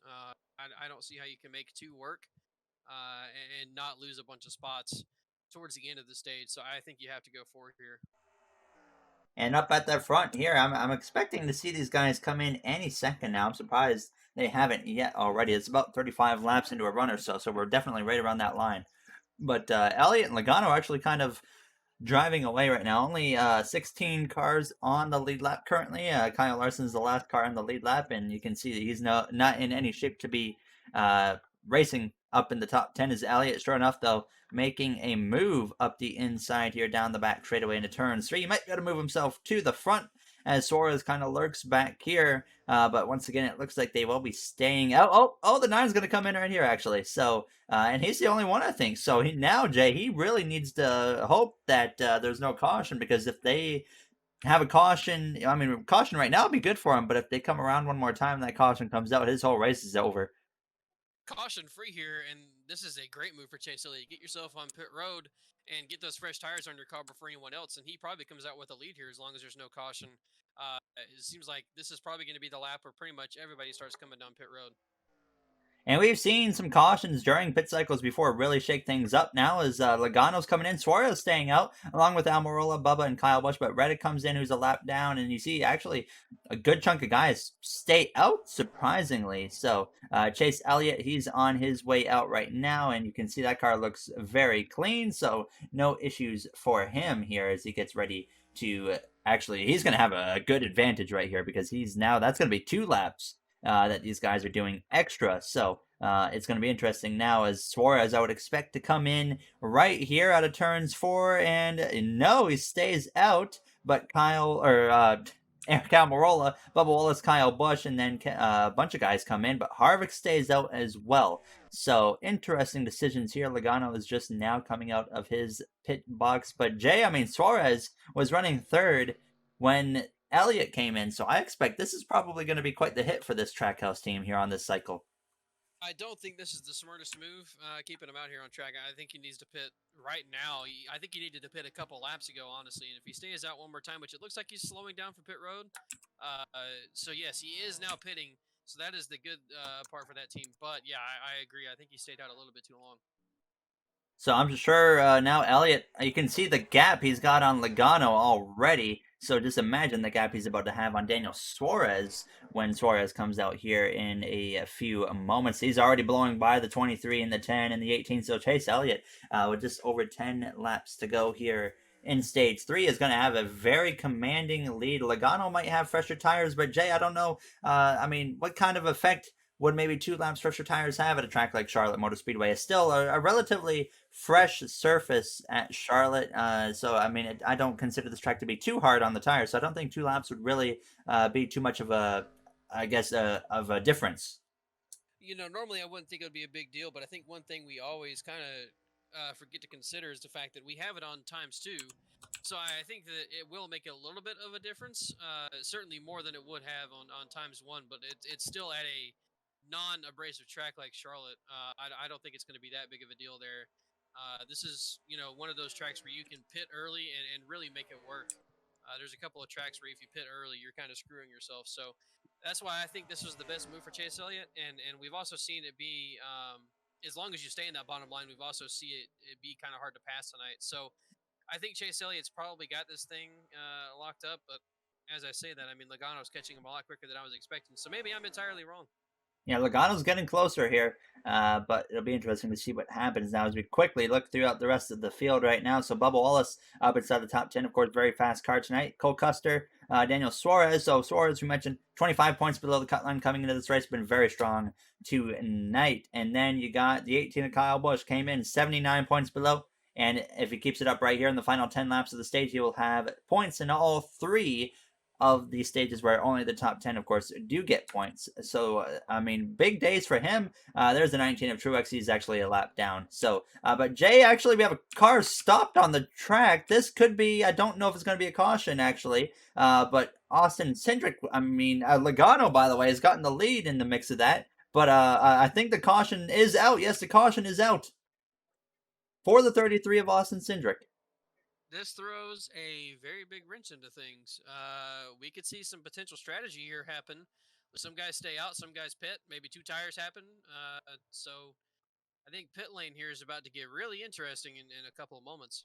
I'm a bit surprised. Usually we've seen a car just kind of disappear and they keep it green. I'm not sure if anything happened beforehand. It didn't look like there was any damage on the car, so I'm guessing we might be able to find it here on the leaderboard where it says 33. It just shows him a lap down currently, so we might have to wait another lap before everybody comes around.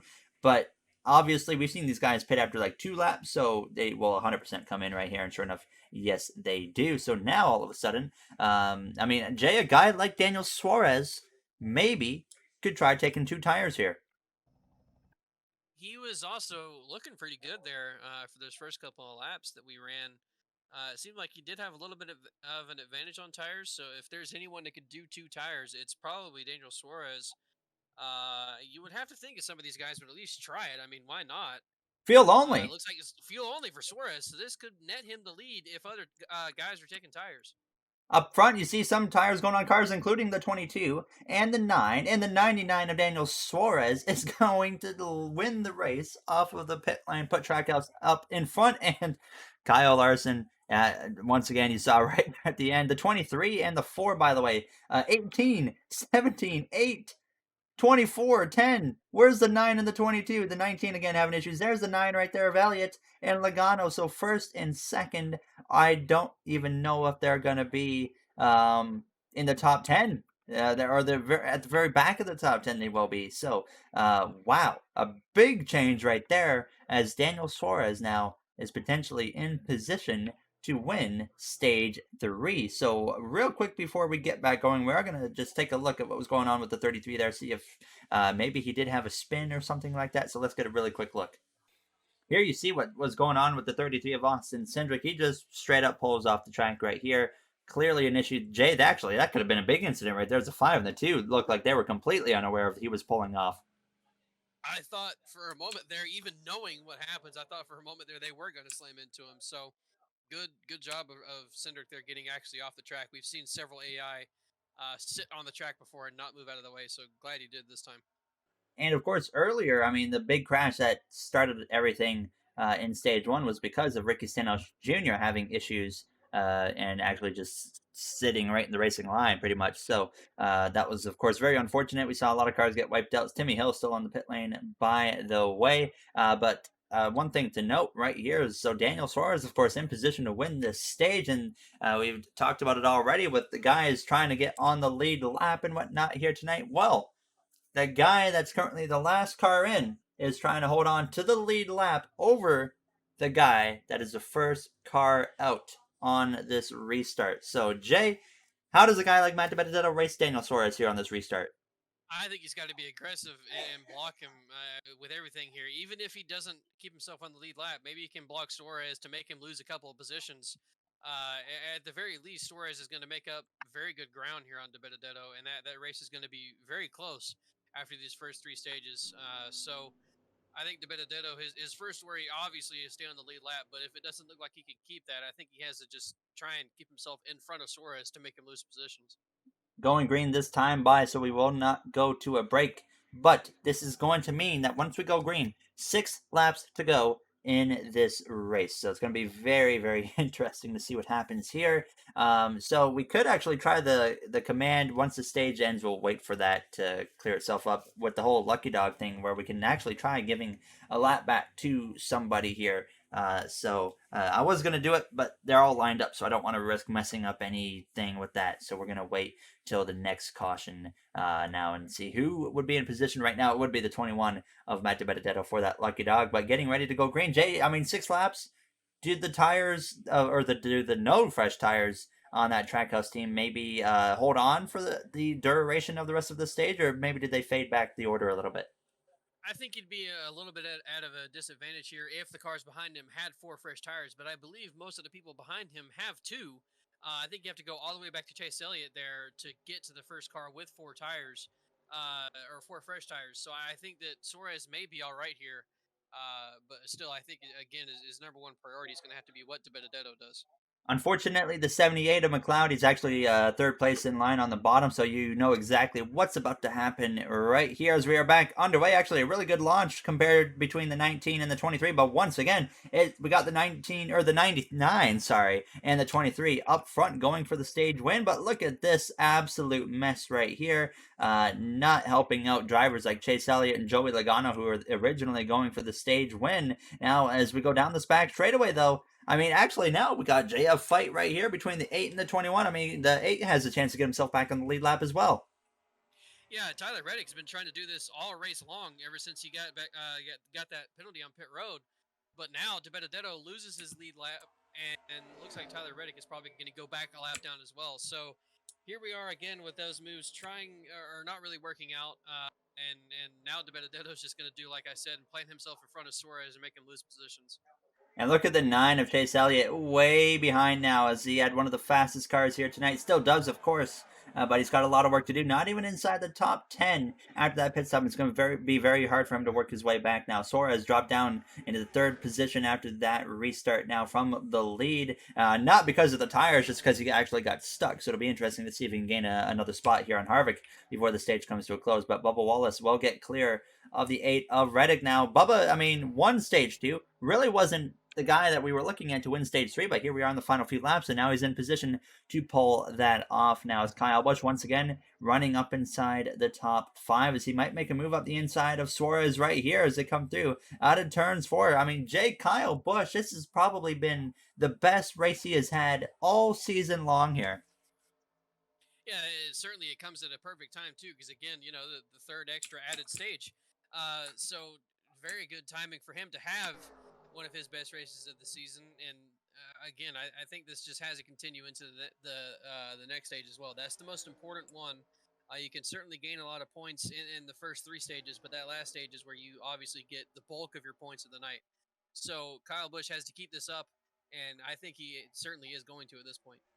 And of course, Bubba Wallace having a great night here with 2 laps to go on the stage, picked up the stage win here in the second stage, but he came into this race, of course, in the playoffs, but only 55 points above the cut line. But now here he is having a career night in the Coca Cola 600. It's not over yet because Tyler Reddick looks to the inside, and now Kyle Busch even could get into the mix before this race, before this third stage comes to a close. Suarez holding his own very well, but Tyler Reddick, he's not going to move over now as he's trying to get back on that lead lap. And now, as we start the final lap here of stage 3, who's it going to be? Bubba Wallace, Kyle Busch, maybe even Daniel Suarez now as we come through out of turns 2. Kyle Busch, sure enough, to the lead, actually gets clear of the 23. So now Suarez is on the inside as we go down this back straightaway towards turn 3 on this final lap of this third stage. And it looks like Kyle Busch is going to have them covered pretty well as they come through the center of the corner. Bubba drops all the way down to 4th place as they come through out of turns 4. And Kyle Busch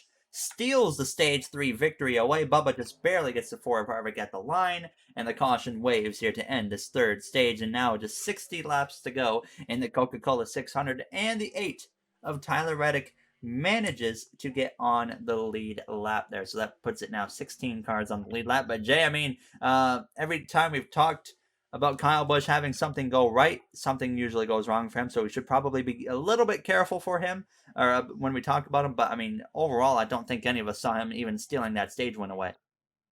I didn't really see him running the way he has been this entire race so far. It's been that way this season for Kyle Busch, and tonight he's really shown up and done exactly what he needs to do. And that stage one there, I think, is one of the most important things he's done all season long. Now, can he go into this fourth stage and keep it up and not have any issues?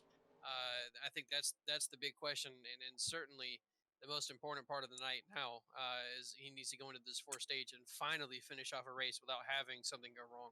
By the way, the 51 of Cody Ware got 10th place in stage three. So some points for Rick Ware Racing. Elliot still actually rebounded to 7th. So not the end of the world for that team there at Hendrick Motorsports. But it's going to be interesting to see here. I think a very easy call for these guys. Of course, 4 tires is what you want to do. Now as Almirola is going to come in. I think he actually might have gotten into the back of his team at Cole Custer. But Kyle Busch already exiting his pit stall. Torres is going to come out behind him. 9 car might get a good launch. The 12 actually got into the back of the 4 just a little bit there, but still actually has a solid pit stop as he's going to be the second guy out. Suarez third, but Elliot goes from 7th to 4th, and even the 20 had a really good stop as well. Bubba Wallace, though, probably takes the biggest hit. He goes from, 4th place all the way down towards the back part of the top 10. Logano took quite the hit as well. So, Harvick, another one that had a slow stop, but we're going to go to a quick break here and bring you guys to the green flag of this 4th and final stage. We have finally made it to the 4th stage, so we'll see you guys in just a few moments.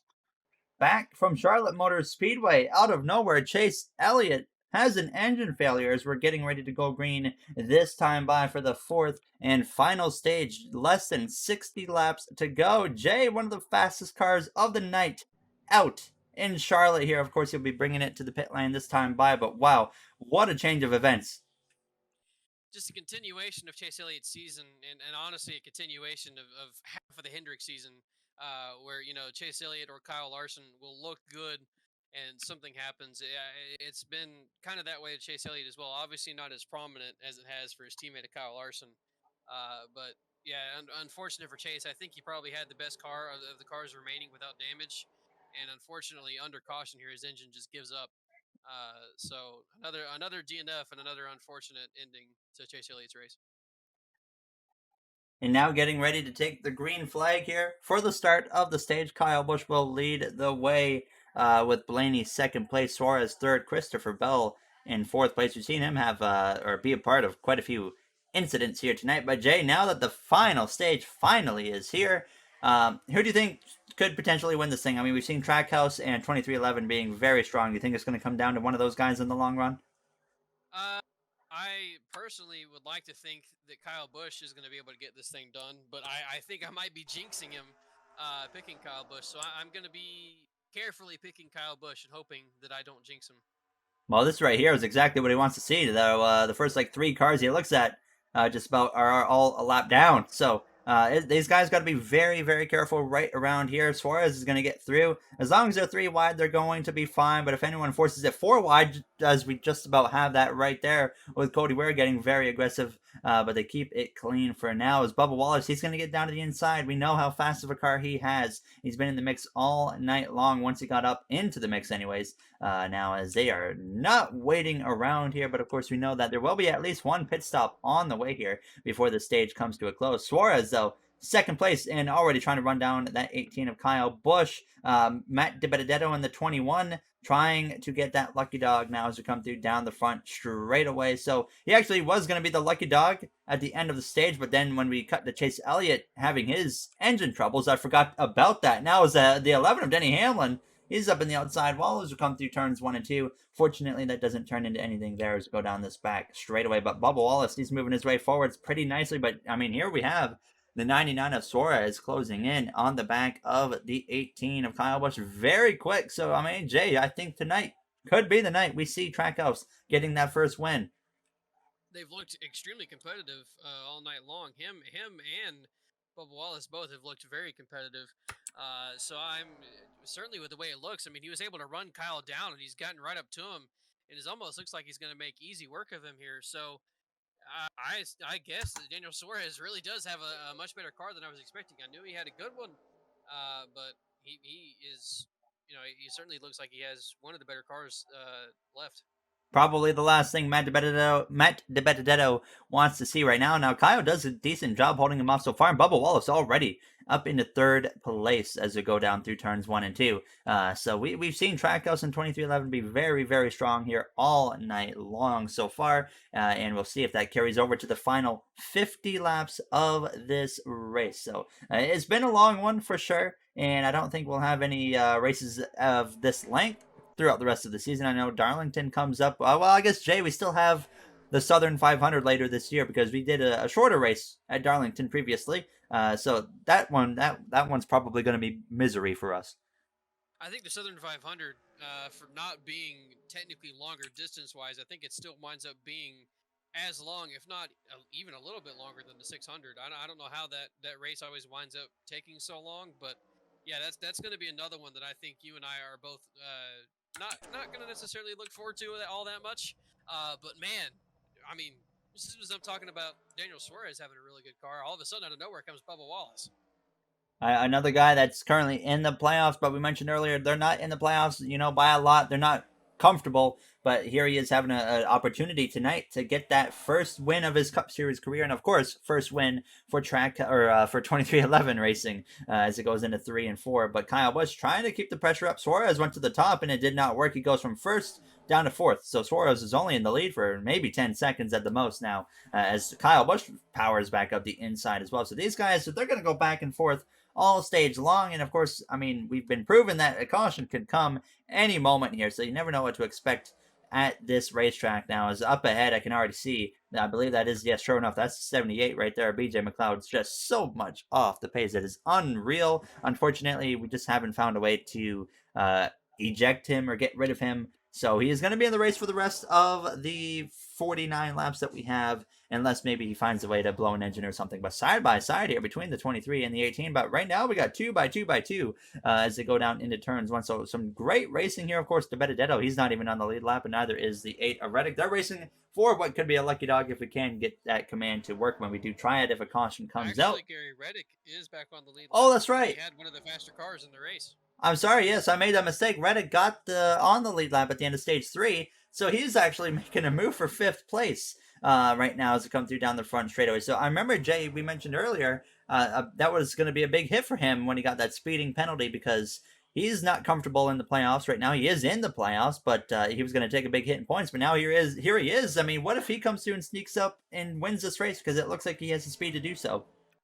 He's certainly been one of the faster cars of the night so far. I just realized they're catching the 78. Well, okay, here we go. But yeah, I mean, Reddick, even being a lap down, was able to stay near the lead the entire time. And obviously, I think he's the first, if not probably the second or only third guy this entire season who's gotten his lap back and actually got himself back into contention. We haven't seen it happen many times this season, if at all, before him. So that just shows how good his car is, and he's already right there in contention again, ready to try and make a move to win this race. Yeah, it's definitely not been a common thing where we see a guy actually race their way back onto the lead lap but Reddick does pull it off, and he's up into that 3rd position as Harvick runs down Kyle Busch. He will look to the inside as he goes off into turns 1, closing in on the final 40 laps. So there's only one more pit stop needed to make it to the end of this race. And I mean, I think it's pretty obvious, Jay. They'll probably just take 4 tires, I would imagine, right, to get to the end? Yeah, there's no strategy in there involved with that. It's just, it's got to be 4 tires and fuel. I think the only thing that you can play with is when you come into pit road, try and be one of those first guys that come down pit road. Just don't do it too early to where you wind up having 4 or 5 lap fresher tires, or the guys behind you, have 4 or 5 lap fresher tires, and you wind up kind of screwing yourself. Because as we saw when you and I were both kind of thinking that Suarez may not be at that much of a disadvantage when he only had 2 lap order tires than the other guys, he actually wound up being at a pretty good disadvantage. So I think you're going to have to kind of choose when you pit wisely. As of right now, though, a 5-car battle for the lead, and then you got to go back to Ryan Blaney, and then you got Joey Logano, of course, DiBenedetto not on the lead lap. So right now, trying to get into that lucky dog position as we come through. Looking back, the 17 of Buescher, he's still in the top 10. Byron in the top 10, as well as Cole Custer rounds out the top 10. And then after that, you got to go down to the 14 of Chase Briscoe, who's been getting stronger as his rookie season moves along, Jay. But I mean, still, obviously, the point he's in 11th place right now is not going to be anywhere near enough what they need to make it into the playoffs. Yeah, and it's still one of those guys that we don't expect to be competitive for the playoffs. Just kind of going through the motions in his rookie season, and then we can kind of start looking forward to next year to him being that guy that can compete for one of those bottom spots of the playoffs. Man, there was got some pretty close racing there. Almost had contact between the 4 and the 99. Yeah, Suarez is following along with Kevin Harvick right now. Bubba up to second place. Wouldn't be surprised whatsoever if he finds his way back to the front here in just a couple of moments' time. Now, is there any lap cars are coming up on? Yes, they got Ryan Newman through the center of 1 and 2 right now as they go off into turns 1. But Bubba to the inside of the 18 of Kyle Busch. We know how strong that 23 is tonight, and sure enough, easily gets clear of the 18 right there. He's going to bring Kevin Harvick along with him, and Harvick maybe can have a look here as they go down towards turns 3. But after they get past Ryan Newman, they got a little bit of time till they get around to that 78 once more. Now, as you see, though, Bubba trying to open up a bit of a gap now as Suarez as well looking to the inside of the 18. So now Kyle was kind of falling off a little bit, but still having a great run in the M&M's Toyota Camry for Joe Gibbs Racing. Kyle Busch, what a rebound day this is for them, Jay. But of course, the guys they got to beat to get in is, drivers like Matt DiBenedetto, Brad Keselowski, and both of those guys are having some rough nights. So at the end of the day, this is going to be a big day for drivers like Kyle Busch, Daniel Suarez, and then we look down the order right now. Not really anyone else that's having a tremendous run. I mean, we had initially the 48 of Alex Bowman, but nonetheless for Kyle Busch, as well as Daniel Suarez, it's going to be a huge night and honestly should close that points gap quite significantly. Those two certainly gained a lot of points tonight. I think Suarez, without something miraculous happening to the 21, I think Suarez is going to be in the playoffs now, and we'll see DiBenedetto on the outside looking in. And then Kyle Busch, certainly, I think his gap will be a lot closer than it was before. So definitely good points nights for both of them so far. And I mean, hey, who knows? There's still the possibility that either Suarez or Kyle Busch could win and get themselves locked in that way too. So still got a lot of time here left to or a lot of racing here left to go. And I mean, we've seen Suarez and Kyle Busch have the better cars as well. So I would not count them out yet. It all comes down to how I think lap traffic is going to affect this, and then of course we still have a pit stop to go through. So we got a pit stop and lap traffic that really could still shake things up, and I mean unexpected cautions could still be a thing now. But Bubba right now hanging on for dear life over that 4 of Harvick, who's putting on a lot of pressure as they come through down into turns. When Harvick has won a Coca Cola 600 a few times, if I'm not mistaken. Now, I mean the one we always think of, I think, is back in 2011 when Dale Jr. was actually leading on the final lap and then ran out of fuel in turns 4 and then ended up losing the race. And Harvick was the one that benefited from that and managed to win. But Harvick looking very strong. And Jay, obviously, we've talked about them having a great start where they won the Daytona 500. They won the Daytona Road Course the next week, and then they had a whole bunch of trouble ever since then. But then last week they ran strong, and I think a couple weeks before that, Darlington it was. He was in position to win that race and got passed on the final lap by Ryan Blaney, but once again running strong tonight. So once again, Stewart-Haas, at least with Kevin Harvick, they've been starting to find that speed that they had in the first couple races. He's really turned it up lately and gotten back to the Kevin Harvick that we expect to see. I was thinking to myself when the season first started and we had him winning the first 2 races, I was like, holy crap, we're going to see Kevin Harvick just absolutely run away with this. And obviously that didn't happen at all. It started with Homestead. He immediately started having issues after that, or with that race, and it just continued after that. And now the last couple of weeks, he's looked competitive again, and he's back to the Kevin Harvick that we expect to see. But I personally would not be shocked to see him win a couple more races before this regular season is over with. And coming into this race on points, Harvick would actually be in 15th place on points without the win. So, or without the 2 wins. But with the 2 wins, he's actually 3rd on the playoff grid, the least with drivers with 2 wins. We've only had 3 drivers win multiple races this season. That was Eric Almirola, Denny Hamlin, as well as the 4 of Kevin Harvick. And of course, Almirola He's had a decent car tonight. Obviously, not a car that's capable of winning, as we can tell by now. Hamlin's had a terrible luck on the pit lane, so his chances were taken away. But Harvick still has that chance to make it 3 wins on the season as they close in for the 78 car of BJ McLeod. We're going to see how these guys deal with that. Here to the inside they go. That actually the 4 car lost a little bit of time right there, trying to swerve out of the way. But Suarez is going to turns 1. Him and Tyler Reddick are going to get caught up quite a bit here. So they're going to have to get to that inside very quick out of turns 2, or Suarez could just decide to ride behind the 78 now, because that's the only logical thing to do as they go down into turns 3. So he's going to lose a couple of spots now to the 8 and the 18. As I say that, though, the 78 is in the way of everybody here as we come through out of turns 4. What a disaster he has been all night long. I think, Jay, that's probably the one thing we don't like about the mile and a half racing and the return to this is we got those slow cars that just ruin everything. Yeah, I was hoping, and one of my topics in the opening of this race, I was hoping that we would not have that happen, and unfortunately, it happened once again within the first 20 laps of this race.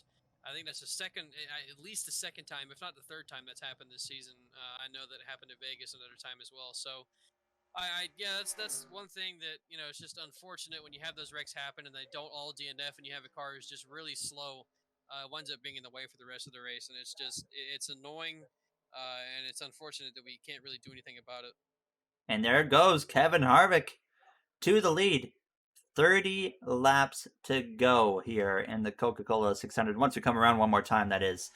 So we'll stick around and bring you guys to this cycle of pit stops, and then we'll go for a quick break after that. But Harvick in position currently to have the most wins on the season if he hangs on here for third place, or first place for this third win on the season now as Bubba tries to hang with him. Now is actually, we haven't done Amped in a while, and we're going to bring that to you guys once this pit stop cycle completes. We keep forgetting week after week now, and if you guys ever have any other ideas, if you're watching at this point anyways, if you have any other ideas of what we could implement in this series, make sure to comment and let us know, and we'll absolutely try to implement it if we like it anyways now as they come through out of turns 2. There you see Christopher Bell. He's not having the night he wants. We've seen him in part of a couple incidents. I mean, he's still running P13, so not the end of the world for him. Kyle Larson just hanging around. I mean, Jay, you look at that car of Kyle Larson, 14th. This is one of the worst runs of the year he has had, and that's pretty crazy to say. That's how you know it's been a very impressive season for that 5 team. That car, as destroyed as it is, I still think it's better than like 50% of the field. It's just Kyle Larson's cars are so good, and even when they're destroyed, he's still able to run and be competitive. So obviously, he's not going to be in contention for the win at all, and probably not even for the top 10. But the fact that he's still running top 15 with the way that the car looks is just that's a real testament to how good that team is. It'll be interesting to see. We look at the tracks that we have coming up. Obviously, we last week had a road course. We've had some short tracks lately. We now have the mile and a half here at Coca Cola 600 Charlotte Motor Speedway. But next up, we have a road course again. We're going road racing. Sonoma Raceway is the next race on the schedule. Similar to Circuit of the Americas, I've heard that it's pretty much just absolute insanity at Sonoma. I've heard there's a lot of crashing issues. So, Jay, I feel like that one, I don't really even think we can pick a favorite because from what I've heard, it's probably, honestly, has the potential to be the craziest race we've had this season. Yeah, once again, you look at the road course guys. Truex is that's his playhouse. That's his playground. I feel like we could say that about 3 or 4 tracks, but Sonoma really is his place. So that is one that we can look at and say we don't really know what's going to happen other than picking Truex. But yeah, it's certainly a track that is interesting to say the least. Absolutely. And then after Sonoma, we actually have, I believe it is the All-Star race. Yes, it's the All-Star race at Texas Motor Speedway. I don't know if we do the points race or the All-Star race first. But I'm looking at it here. Actually, okay, so what I'm seeing is 6 p.m. Okay, it's not Texas and then points race. It's just they got the showdown and the All-Star race listed separately. So we ain't going to Texas for a while, actually, but we will be doing an All-Star race of our own, of course. So we have that. So that'll be a nice little fun week. Take a break and just have an exhibition race for us. And then after that, we go to another brand new track to the Cup Series, Nashville Super Speedway. Jay, I mean, as they come through into the pit lane now, by the way, we'll keep an eye on this. But Nashville, we have been having a blast with these new tracks to the Cup schedule. You know, Daytona Road Course we had, and then Circuit of the Americas. Those have all been wild races. So we can only imagine what to expect at Nashville.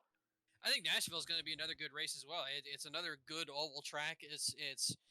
Uh, I think it's banked all the way around, if I'm not mistaken. So that always, kind of with Dover, same thing there. So that usually leads to good races as well. And I fully expect that race is going to be another good one. I think it's going to be the first time pretty much all of these guys in the Cup Series have seen that track, except for maybe like Kevin Harvick. And a few of the other seasoned veterans who maybe ran there in the lower series, but I am certainly looking forward to that track. And I think it's a very good thing to see NASCAR going back to Nashville Superspeedway. Very excited for that one as well. And then after that, unfortunately, we have the Pocono doubleheader. That one I'm not looking forward to. Absolutely not. So Jay, Yeah, actually, we're gonna have to record two different races that week and put one of them out Saturday and then the other one out Sunday. So that's gonna be a rough week for us, having to not only do two NR races but have to do the worst track on the both of schedule. them at Pocono. Yeah. Yeah, two races at Pocono. Yeehaw! I'm so happy. I love Pocono. That's going to be great. Smile. And that is the race for the lead right there. Bubba Wallace back to the lead now. We only have 23 laps to go. So we are going to take a very quick break, come back with probably for the final 15 laps or so, and bring you guys to the end of this race as Bubba Wallace takes the lead back from Kevin Harvick and already opens up a quick gap. So we'll be right back here from Charlotte. Welcome back from Charlotte. Harvick now within 3/10 of a second with coming to 15 laps to go as they have a clear track all around them. But real quick, we're going to bring you guys the AMP segment here from Charlotte Motor Speedway to enjoy the sounds of these cars around Charlotte.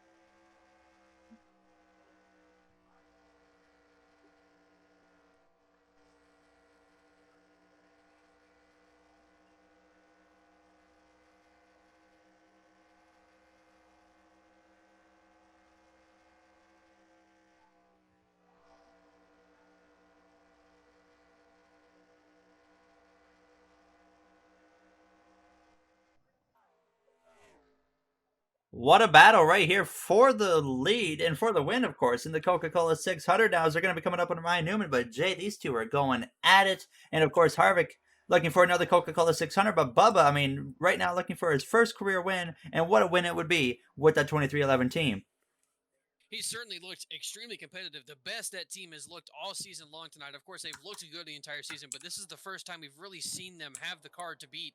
Of course, I still think that we would be talking about Kyle Larson having the car to beat if he didn't have all that stuff go wrong. But Bubba Wallace has really turned it up this race. He's been out front. He's been up towards the up towards the front all night long. And this is the first time we've really seen him be out front and continue to be out front and be able to hold off, just barely hold off Kevin Harvick as we're coming down right to the end of this race.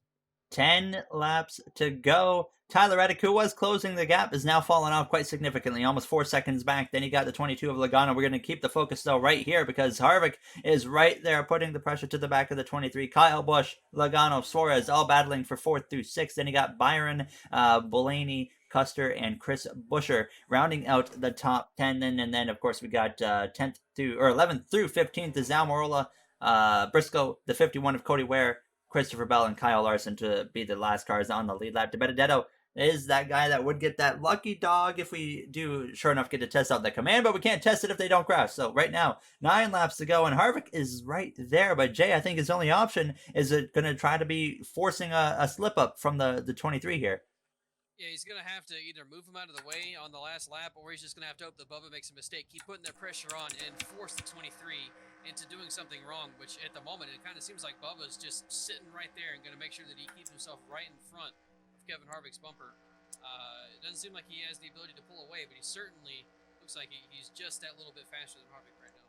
He's got the speed right where he needs it, but here's the thing.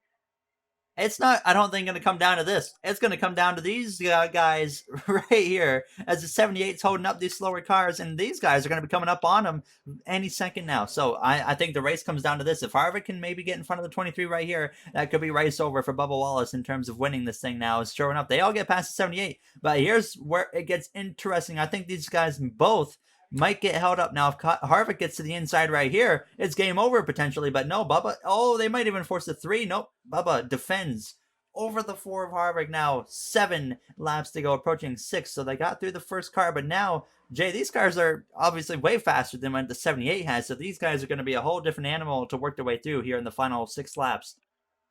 Yeah, I don't know how aggressive we're going to see Bubba and Harvick have to be here to get through these guys, but it certainly seems like, yeah, they're certainly going to be right in the way. So definitely going to have to use some aggression to get around these lap cars here. This is something that I can't stand having this happen towards the end of these races, and I really wish that it didn't.